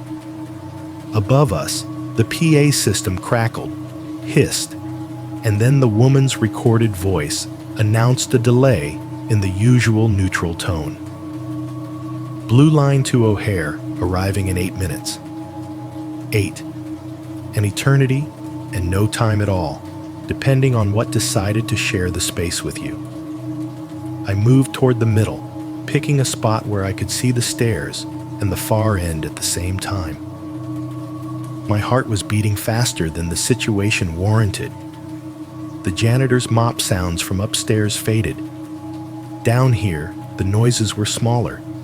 The buzz of the lights, the faint rumble of a train far off, the soft shuffle of the teenager shifting his weight on the bench. I turned my head, more out of reflex than anything, and looked across the tracks. The opposite platform should have been just another strip of concrete. In my mind, it had always existed mostly as a background, a mirror image of wherever I was standing, populated by different strangers I would never meet. Tonight, it was not background. She was there, not perfectly, not in a spotlight, not in some staged tableau, just present. A silhouette at first, a woman in a long coat, dark against the much lighter wall. Her hair looked dark from this distance, her head slightly bowed. Around her neck, barely visible in the harsh light, was a hint of red. It could have been any scarf. The rational part of me practically shouted that at the rest. Red is a common color. Coats are common. Women ride trains. But my body did not care what statistics had to say about it. My stomach flipped. My throat tightened. My fingers curled into my palms so hard my nails bit skin through the gloves. I watched, trying to convince myself I was wrong, that this was just some random woman at 1 a.m, waiting for a train like the rest of us, that I had finally fried my circuits enough that every red thread in the city now tied back to one face. She shifted her weight. I saw the line of her coat better, the way her shoulders sat, the angle of her head. Even from this distance, some stubborn, cruel part of my brain said, "It's her." The speakers on our side of the tracks popped again. A wash of static rolled through the station. The recorded voice started another announcement, something about weather conditions and minor delays. And under that, faintly, carried over from the other side of the tracks by the station's acoustics and the peculiar way sound travels underground, I heard it. "Can somebody please help me?" The sentence floated over the rails, thinner and more stretched than it had been on my night, but unmistakable. 5 words in that same strained, careful tone. Not a scream, not a joke. the sound of someone trying to trigger a reflex in anyone within earshot. Every muscle in my body wanted to lock. I felt like a film viewer watching a scene I had already seen once, except this time I was on the other side of the screen. I was not the only one who heard it. The guy in business clothes looked up from his phone, brow furrowing. His thumb hovered over the screen. The teenager on the bench straightened, eyes cutting toward the sound. On the opposite platform, a man in a heavy parka, who had been walking toward the far end, stopped and turned. He was middle-aged, beard flecked with gray, carrying a canvas bag that looked like it had seen better years. He turned toward her the way I had once turned toward that voice, automatically, drawn by something older than good sense. From my side, through the layer of tracks and air and the thin barrier of my own fear, I watched his head tilt, his shoulders tense as he took in the scene I knew too well. The woman, the red at her neck, the space around her, empty for now. The PA system droned on over our heads, bland and useless. The vending machines hummed in the mezzanine like small, dumb machines that had never watched anything die. On the opposite platform, someone else had just been invited into the equation. From my side of the station, the man on the opposite platform might as well have been a version of me from a few months back, dropped into a parallel track. Business clothes, end of shift tired. His tie was loosened, collar open, jacket unbuttoned in that way that says comfort has finally won the war against appearances. He stood in the open, near the middle of the platform, phone in his hand, shoulders carrying that familiar slump of someone who has stared at screens too long and is counting the minutes until bed. I watched him notice her. It was almost a physical thing, the way his attention shifted. 1 second, he was staring down at his phone, thumb hovering over something. The next, his head tilted, eyes narrowing just a bit as the sound reached him. Those 5 words floated across concrete and tracks and air. "Can somebody please help me?" He turned his body a little toward her, the way people do when they have decided, without conscious thought, that something now involves them. His shoulders straightened.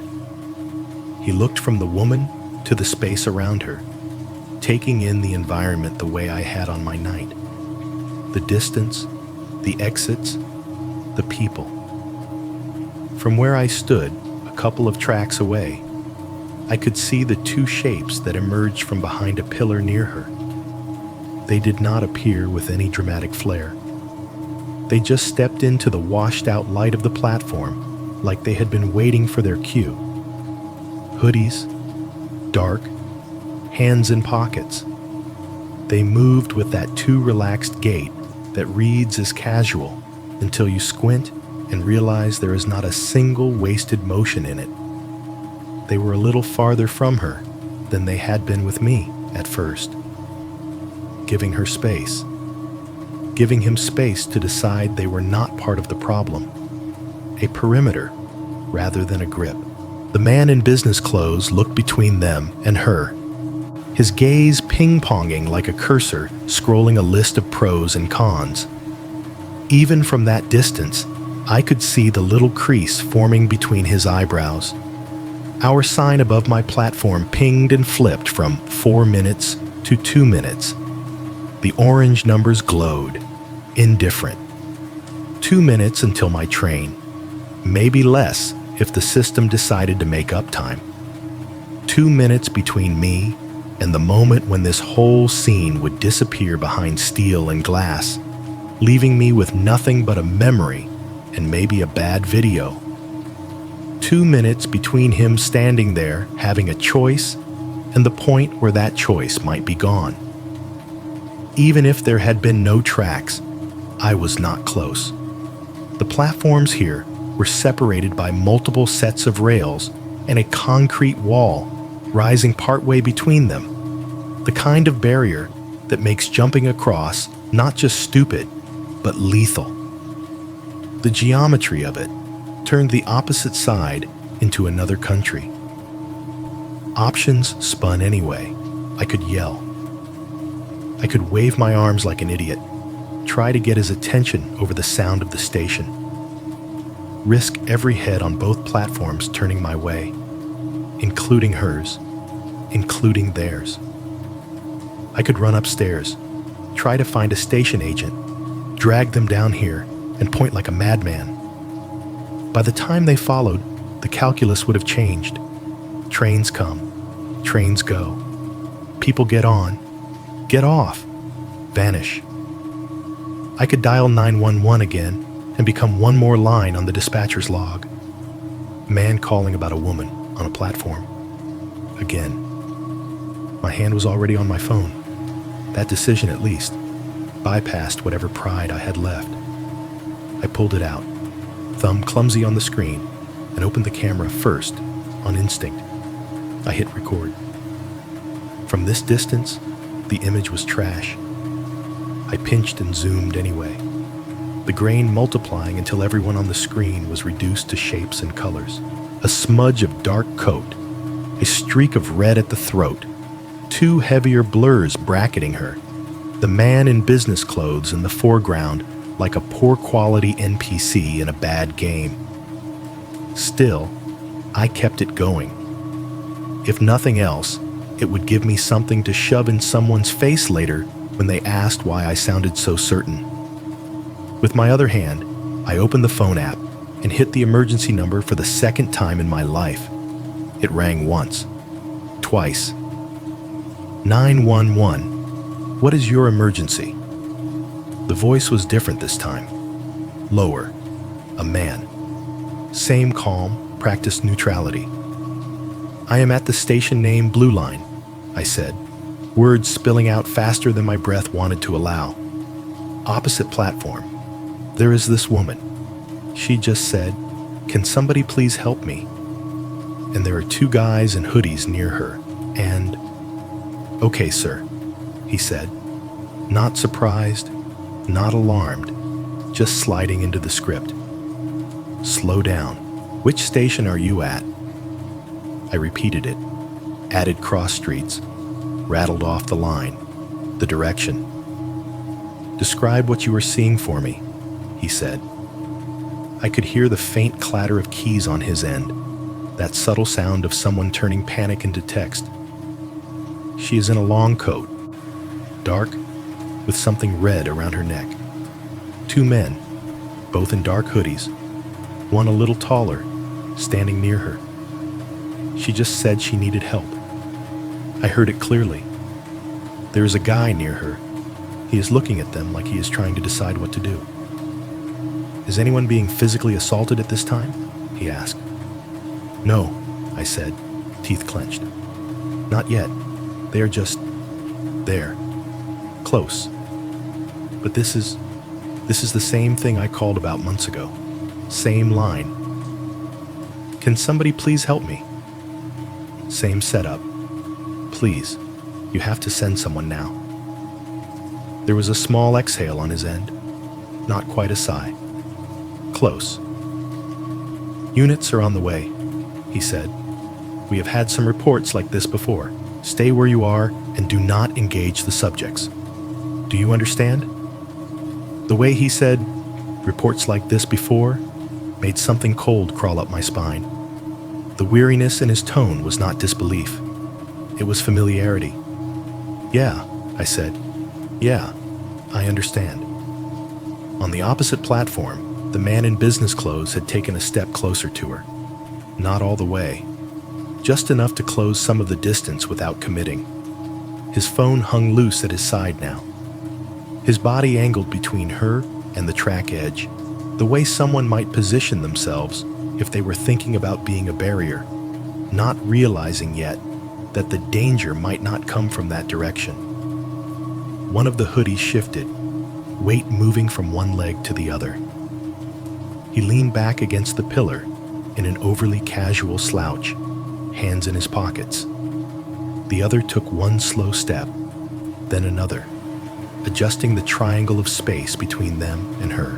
The woman kept her head down, shoulders slightly forward, hair falling to partially obscure her face. From here, the red at her neck was a small, vivid wound in the gray. "He is talking to her," I said into the phone before I realized I had. "The guy. He is talking to her." "Do not approach," the dispatcher repeated. "Officers are en route. Stay where you are, sir." Every cell in my body felt like it was vibrating. The tracks between us hummed with some distant train's movement. The sign above my platform flipped from 2 minutes to arriving, and a recorded voice announced the inbound train in that same neutral tone that made everything sound equal. I flicked my eyes up and down the length of my platform. No cops, no security. No one except the teenager, who was watching too now, and a couple of new arrivals who were doing that thing people do, where they pretend not to notice something weird, as long as no one else reacts first. On the opposite side, the man in business clothes shifted his stance. It looked like he was trying to say something reassuring. His hands opened slightly, palms up, as if to show he was not a threat. I could not hear his words over the layered noise of the station, but I recognized the posture. I had worn it myself in other lives, in other arguments. My train's lights appeared in the tunnel, a bright eye rounding the corner, growing larger. I held the phone to my ear with one hand, kept the other locked on the rail. The recording on my screen kept going, the tiny shaking rectangle catching nothing useful and everything at once. Then, with a movement so small I almost missed it, she lifted her head.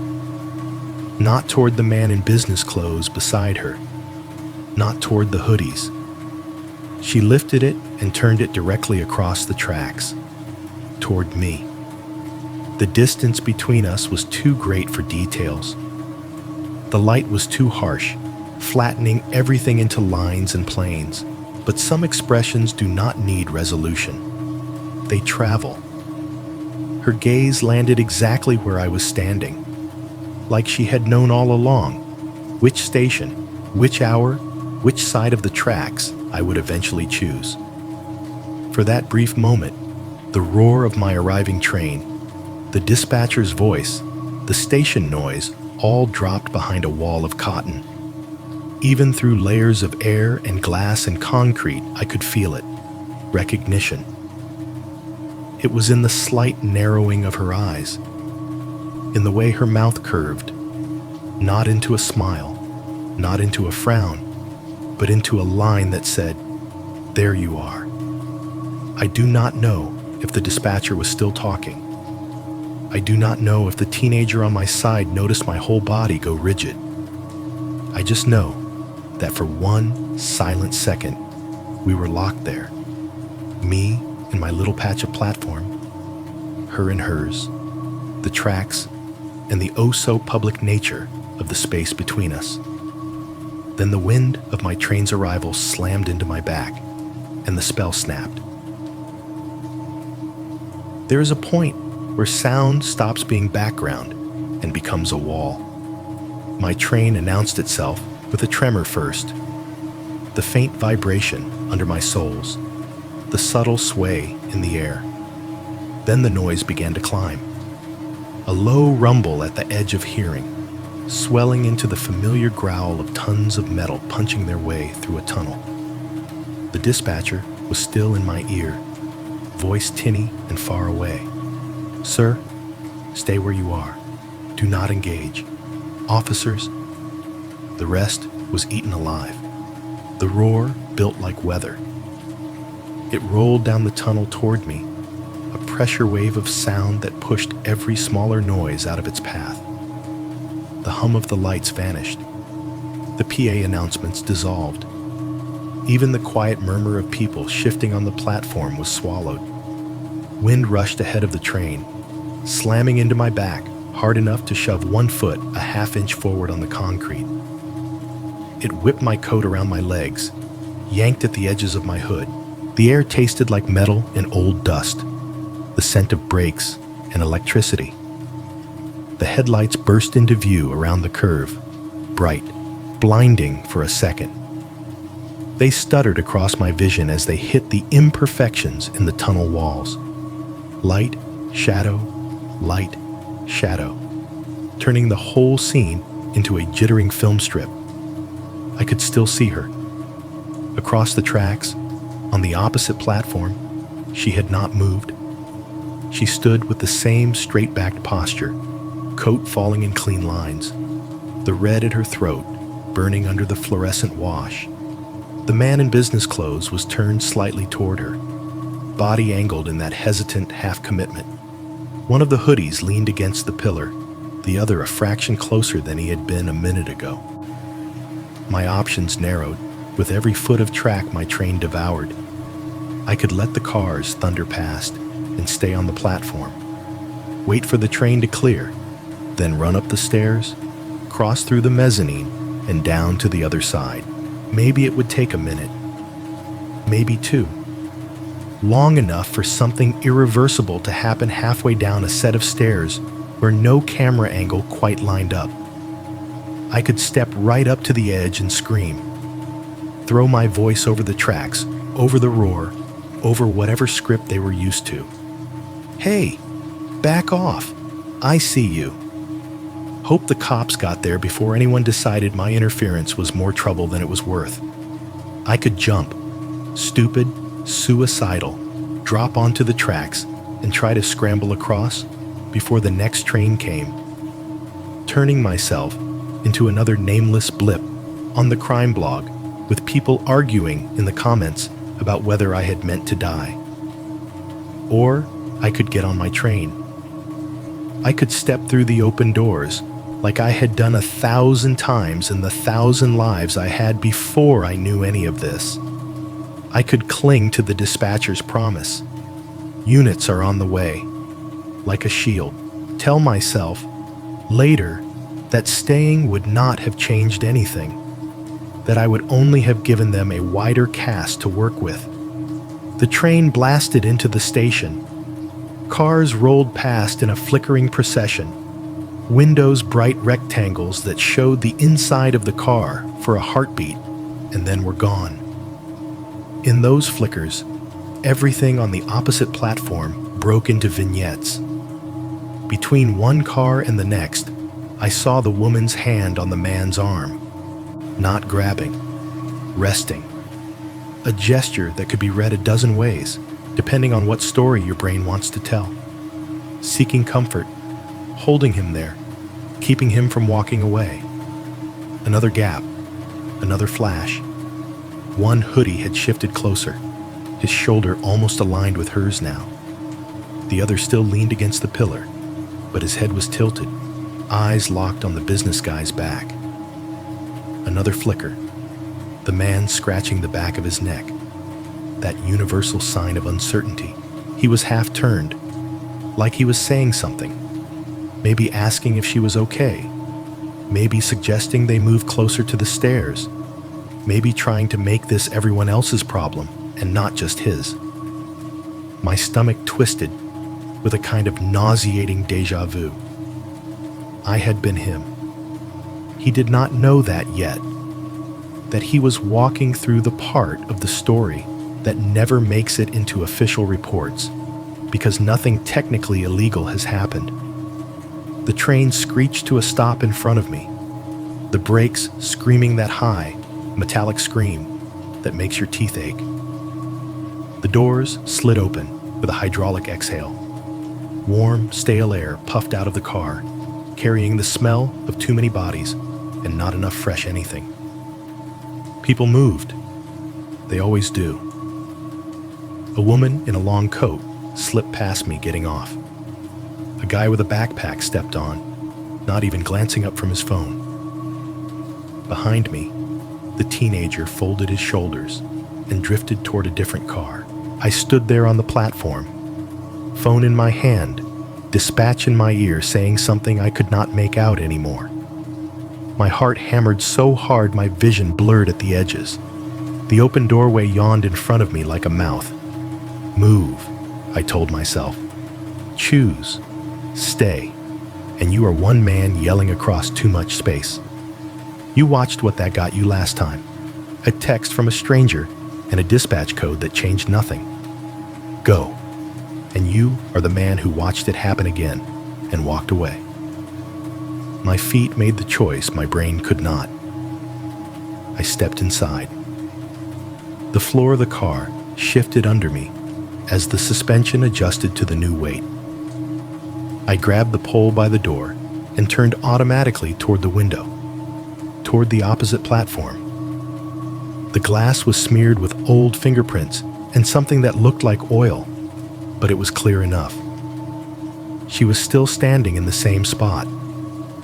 The man in business clothes was closer now. His body almost fully turned toward her. His phone dangled useless at his side. The hoodies held their positions, one a few feet back, one creeping the invisible line of what looked like concern and felt like something else. She did not look at him. She was still looking at me. From inside the train, under the fluorescent light that made everyone's skin look the same sick shade, her face was more visible, not in crisp, cinematic detail, but enough. Her eyes were dark, narrowed just a little. Her mouth was flattened into that same almost smile I had seen from the street months ago. Tired, annoyed, sure of her role. The red scarf at her throat glowed like an open wound against the gray of the platform. For a sliver of a second, everything was perfectly still. People around me settled into seats, shifted bags, found poles. Somebody coughed. Somewhere down the car, a baby let out a sleepy whine. The dispatcher in my ear became a faint, meaningless buzz. On the other side of the glass, her gaze pinned me in place. Then the train lurched. The doors chimed their little warning tune and slid shut. The car jerked forward, metal grinding against metal, pulling us back into motion. The platform started to move sideways in my view, the scene shifting like a stage being rolled off into the wings. She did not move. She stayed rooted where she was, framed perfectly in that shrinking rectangle of smeared glass, head tilted just enough to track my movement. The man next to her glanced toward the tunnel, maybe checking for his own train, maybe checking for something else. The hoodies remained in their loose formation. As the car picked up speed, the angle changed. The pillar began to slide between us. The overhead lights strobed through the dirty window, bright, dark, bright, turning everything into a stuttering series of stills. In the last clean frame before she vanished behind concrete and tunnel wall, I saw her lift her free hand. Not to wave, not to beckon. She raised it to her temple in a small, almost lazy salute. 2 fingers, a flick outward. Not big enough for the man beside her to notice unless he knew what to look for. Not dramatic enough to draw the attention of any camera. Just for me. My stomach dropped. My fingers went numb on the pole. The train plunged into the dark mouth of the tunnel. The platform swallowed behind us. Her face, her hand, the red at her throat, all of it erased, leaving only my own reflection in the smeared glass and the screech of steel around us. The dispatcher's voice finally cut back into clarity in my ear. "Sir? Sir, are you still there?" I did not answer. The train carried me away, whether I liked it or not. The thing nobody tells you is that horror does not end when the scene cuts. There is no fade to black when the train enters the tunnel. You do not get credits. You get fluorescent lights and plastic seats and a ride you still have to finish. Inside the car, everything looked too normal. The lights were turned up higher than they needed to be, a harsh, buzzing white that flattened every face and made the grime on the poles stand out in greasy halos where too many hands had grabbed. The heater under the seats wheezed a low, uneven warmth that smelled faintly of dust and spilled soda. The car was almost empty. An older woman sat 2 seats down from me, her head nodding with the sway of the train. Her coat was buttoned to the top, scarf tucked in tight. Her mouth had fallen open in sleep, the way people's mouths do when they are too tired to care how they look in front of strangers who will never see them again. Across the aisle, a guy in a hoodie and puffy vest slouched in his seat, earbuds plugged in. The tinny buzz of his music leaked out just enough for me to catch the skeleton of a beat without ever hearing the full song. Every time the train hit a rough patch of track, the wires swayed with the motion like thin, white stems. Farther down, near the join between cars, a sleeping figure curled across 2 seats, coat over their face, one hand dangling in the aisle. Nobody moved to wake them. Nobody sat close. Every bump, every shift of the car felt like a heartbeat, not metaphorically, physically. The rhythm of the train, clack-thunk, sway, clack-thunk, sway, synced up with the pounding in my chest till I could not tell which one was leading. My hand on the pole was damp. My mouth had gone dry in that old way, like I had swallowed something that scraped. The phone was still in my hand. The dispatcher's line had gone dead somewhere between the first lurch and the salute. I do not remember ending the call. I do not remember hearing him hang up. I just remember looking down at the black screen, my pale reflection staring back at me from the glass like it belonged to someone else. I thought about calling back, telling them, again, what I saw. Changing the tense on my verbs from is to was or might be. But what would I say that I had not already said? A woman said she needed help. 2 men in hoodies appeared. A man in business clothes walked toward them. By the time my train got there, by the time the officers arrived, by the time anybody official could stand where I had been standing, the platform would be just another stretch of concrete again. A few commuters, a vending machine, maybe a stray red scarf on someone who had nothing to do with anything. The car rocked. The tunnel outside the windows was a smear of black, sometimes broken by the sudden flash of a service light or a cross passage, the brief glimpse of an electrical box, a ladder bolted to the wall. Each flicker lit our reflections in the glass and then erased them. The older woman snored once, a small, congested sound. The guy with the earbuds shifted, thumb tapping his screen to change the song. Somewhere farther away in the train, someone laughed too loudly, the sound jagged and out of place, quickly swallowed by distance. I closed my eyes once, briefly, just to test if I could.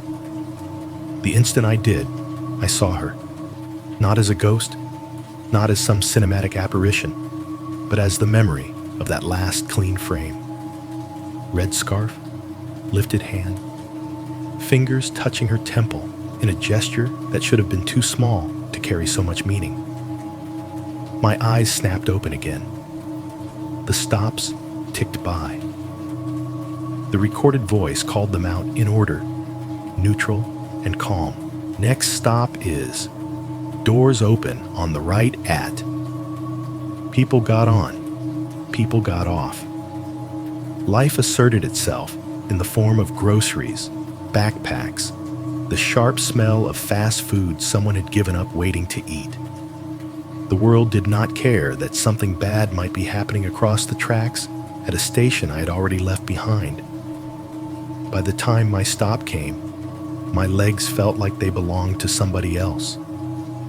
I stood when the doors chimed, moved with the little cluster of passengers toward the exit, like we were all part of the same tired organism unfolding itself back into the city.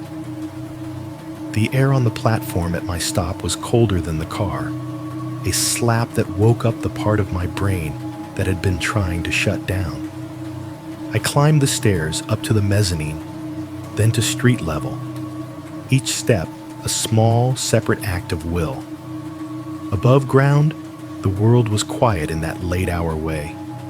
Street lights pooled yellow onto the pavement. Snow from earlier storms had turned into low, dirty ridges along the curb. A few cars rolled through the intersection, headlights smearing briefly across storefronts before vanishing. My phone buzzed in my hand. For a second, my heart stopped.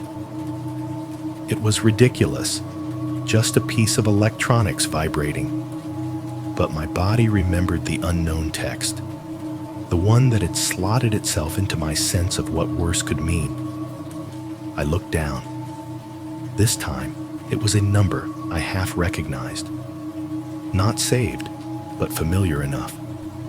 The pattern of digits from the callback list the dispatcher had used months ago. I answered. "Hello? Is this my name?" The voice was male, clipped, official. Not the dispatcher from the train, someone higher up the chain. "Yeah," I said. My breath smoked in the air. My free hand shoved itself into my pocket and balled into a fist. "Yeah, it is. This is officer name with CPD," he said. "We got a report from you about a suspicious situation at station name on the Blue Line. I am following up." My eyes flicked up and down the street, as if expecting a squad car to materialize from the dark. "Yeah," I said again. "I called. I saw something." He asked me to walk him through it. I did, the words feeling thinner each time I repeated them. Woman, red, help, 2 guys, hoodies, businessman, across the tracks, the timing of my train, the direction it had been going. "We had units respond," he said when I finished. "They checked both platforms, stairwells, mezzanine, did not locate any individuals matching that description." The way he said it was pure report language. No accusation, no comfort, just a fact. Officers arrived and saw nothing that matched what I had seen. "They might have left by then," I said, hearing the edge in my own voice. "They are good at that." There was a small pause. I imagined him pinching the bridge of his nose, staring at a computer screen full of incident numbers. "We will make a note of it," he said. The phrase was so generic, it could have been pre-recorded. "We appreciate your vigilance. If you remember any further details, height, clothing, direction of travel, feel free to call back and reference this report number." He rattled off a string of digits I knew I would forget as soon as we hung up. I repeated them anyway, like saying them out loud might nail them into my memory. "Do you have other reports like this?" I asked before I could stop myself. "About a woman asking for help, 2 guys." He hesitated just long enough to let me know the answer, and the policy were not the same thing. "We receive a variety of calls related to transit," he said. "We take them seriously. That is why we responded tonight. Thank you for calling." It was not a yes. It was not a no. It was a statement designed to sit between those 2 things and be nothing. We hung up. The line went dead with a soft click. Relief and guilt tangled in my chest like wires, impossible to pull apart cleanly. I was relieved, in the simplest, ugliest way, that I was no longer down there. That whatever game they were playing, whatever script they were running, I had not been dragged into the final act. I was standing under an open sky, with cold air in my lungs, and my keys in my pocket. I was sick with the idea that I had just watched someone else walk straight toward whatever waited beyond the parts I could see. Maybe the cops had made it in time. Maybe the man in business clothes had backed away, shaken his head, stepped into a different car. Maybe she had given him that same flat, irritated look she had given her partners through the window months ago. You lost him in the mezzanine again? Seriously. And they had reset. Or maybe I had watched the first lines of another story that would end with a headline nobody connected to mine. At home, the apartment greeted me with its usual soundtrack: fridge humming, heater ticking, upstairs, neighbor's TV murmuring through the ceiling. I stood in the center of my tiny kitchen again and listened, waiting for some sign that the world had shifted, because I had made a call and watched a woman salute me from a platform I would not see again that night. Nothing changed. Days blurred. Work crept back in, filling the spaces I had tried to reserve for thinking about anything else. The snow on the sidewalks turned gray, then black, then disappeared. The unknown text stayed in my phone. I did not delete it. I did not open it again. Then, on a Tuesday afternoon that felt like any other, I saw his face taped to a light pole near my building. The flyer was printed on cheap white paper, the ink slightly streaked where the printer had decided it had done enough. It was protected by a clear plastic sleeve, taped tight at the corners with strips of silver duct tape that had collected dirt and fingerprints. Missing, it said at the top, in thick black letters. Underneath was a photograph of a man in business clothes. Early 30s, tie straight, smile small and a little forced, the way people smile in work ID photos. His hair was a little longer in the picture than it had been on the platform, but the eyes were the same. So was the slight hollow at his cheeks, the faint lines at the corners of his mouth. Below the photo, the details: name, height, last seen near station name, late at night, date matching the night I had taken that train home, wearing business attire, carrying a phone and laptop bag. If you have any information, please contact. My hand drifted up, almost of its own accord, and touched the edge of the paper. The plastic crinkled under my fingers. The tape fluttered once in a small gust of wind and then went limp again. I stood there on the sidewalk, traffic hissing by behind me, the hum of the city pressing in, and realized the cold I felt had nothing to do with the weather.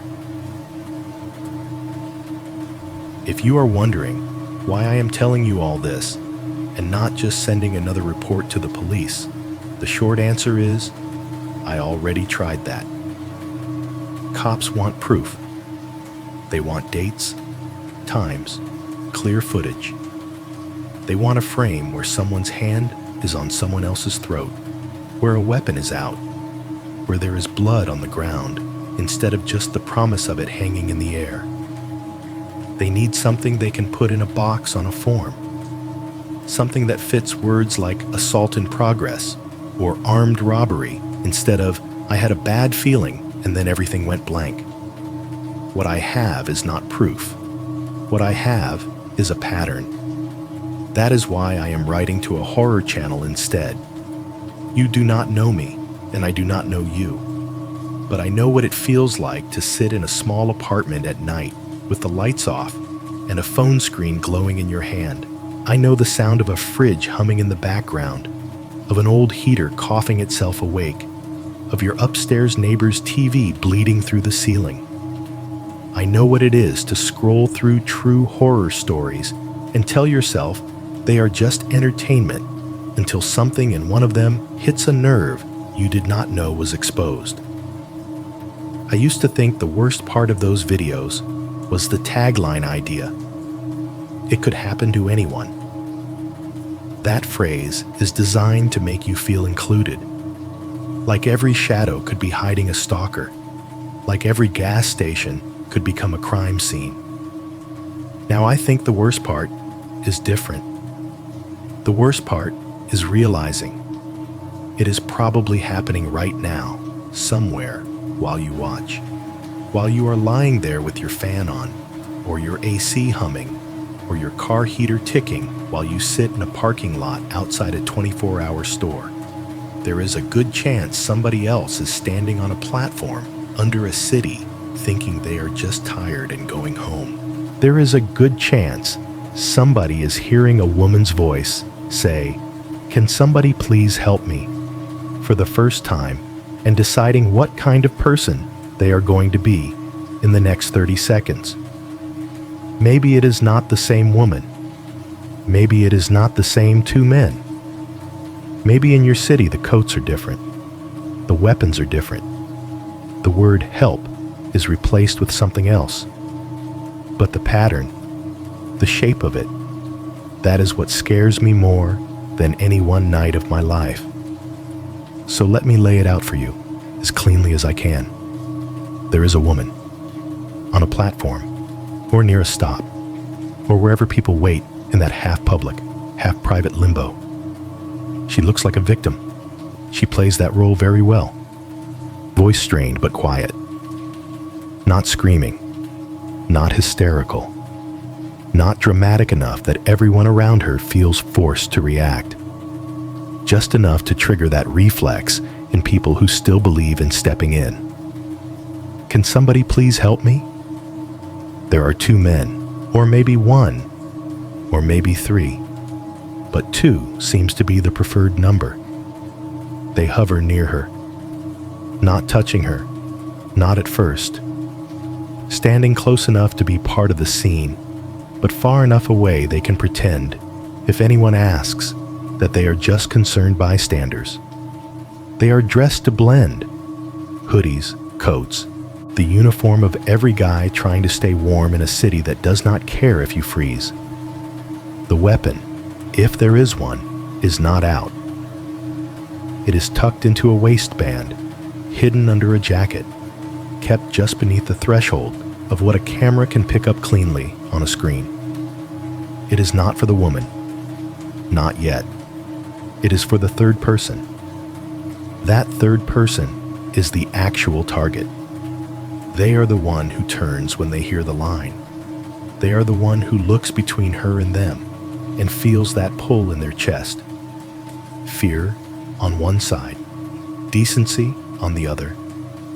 They are the one who decides to walk closer, or to say something, or to put their body between her and the drop to the tracks. The woman is bait. The men are closers. The third person is the mark. You are not supposed to notice the pattern until you are already inside it. You are supposed to think you are making an independent moral choice, not that you are taking the only path they laid out for you the second you looked up. Once the decent person steps closer, the geometry shifts. A little angle on the platform. A column between them and the stairs. A bench that happens to sit just outside the camera's range. A moment in a mezzanine where the walls are too close and the blind spots are too thick. A parking lot past the station doors where the lighting is bad and nobody wants to look out the window for long. I do not know exactly where they like to close the distance. All I know is that it is somewhere just off camera. Somewhere in those thin slices of space we never think about until somebody else has mapped them better than we have. As I type this, my apartment sounds exactly like every apartment you have ever seen in a true story video.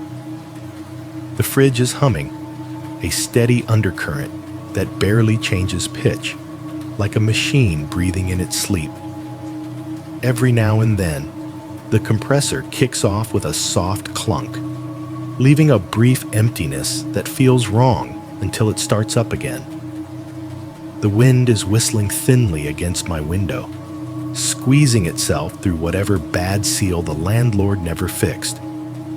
It rattles the glass in a way that makes it sound like someone lightly tapping on the pane from outside, over and over, just at the edge of perception. Farther away, underneath all of that, I can feel more than hear the rumble of a blue line train passing. It is a low, distant vibration in the walls, a reminder that the veins of the city are still pumping people back and forth under my feet, whether I am on them or not. My laptop's fan adds its own high-pitched whine to the chorus. The keys clack under my fingers. Somewhere above me, my neighbor drags a chair across the floor. All the sounds of normal life.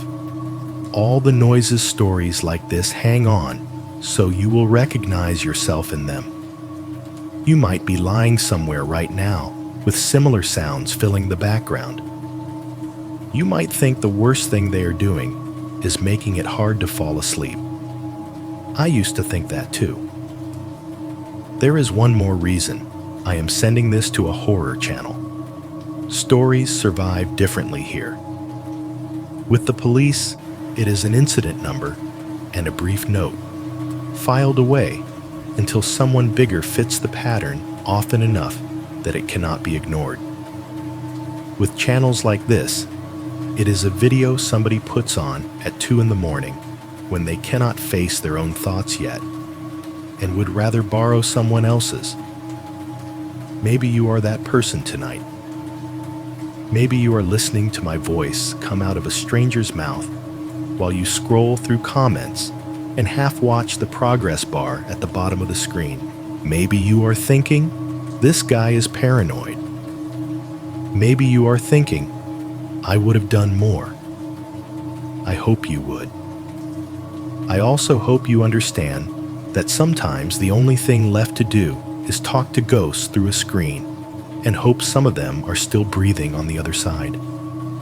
As I am writing this sentence, the lights in my apartment flicker.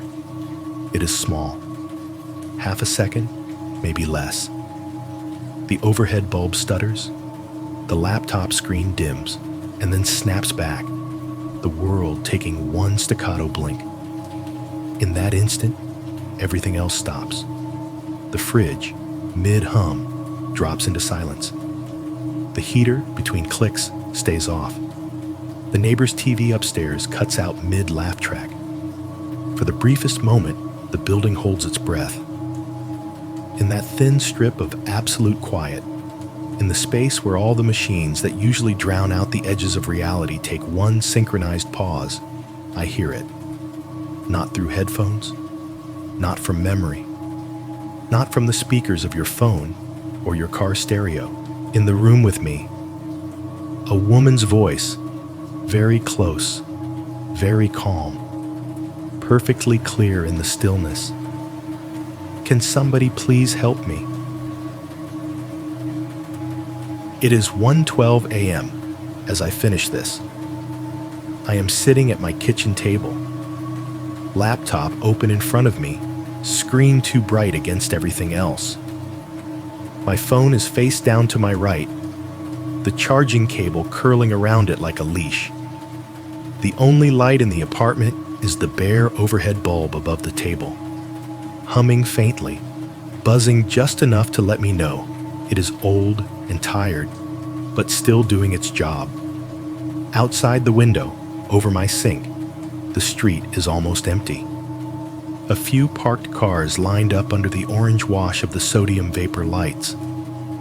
Snow is starting to fall again, the flakes drifting down slow and sideways, catching the light in thin, bright lines before they vanish into the dark. The fridge behind me is humming. The heater in the wall ticks every now and then as metal shifts and cools. I can hear my upstairs neighbor's TV, turned down low. Just the rise and fall of voices, no words. Somewhere, farther away, there is the faintest rumble as a blue line train slides under the neighborhood, the sound coming up through the bones of the building like a memory. I want you to know exactly where I am when I tell you this, because I am asking you to picture yourself in the same kind of place. I am not proud of how I acted. I did not jump across tracks to drag someone away. I did not walk up to 3 strangers on a platform while one of them had a gun and demand they let a woman go. I did not stand my ground and wait for officers who might arrive in time, just so I could be sure I had done everything I could. I did what most people do when they stare at the real possibility of dying in a stairwell no one is watching. I chose my own life. Twice.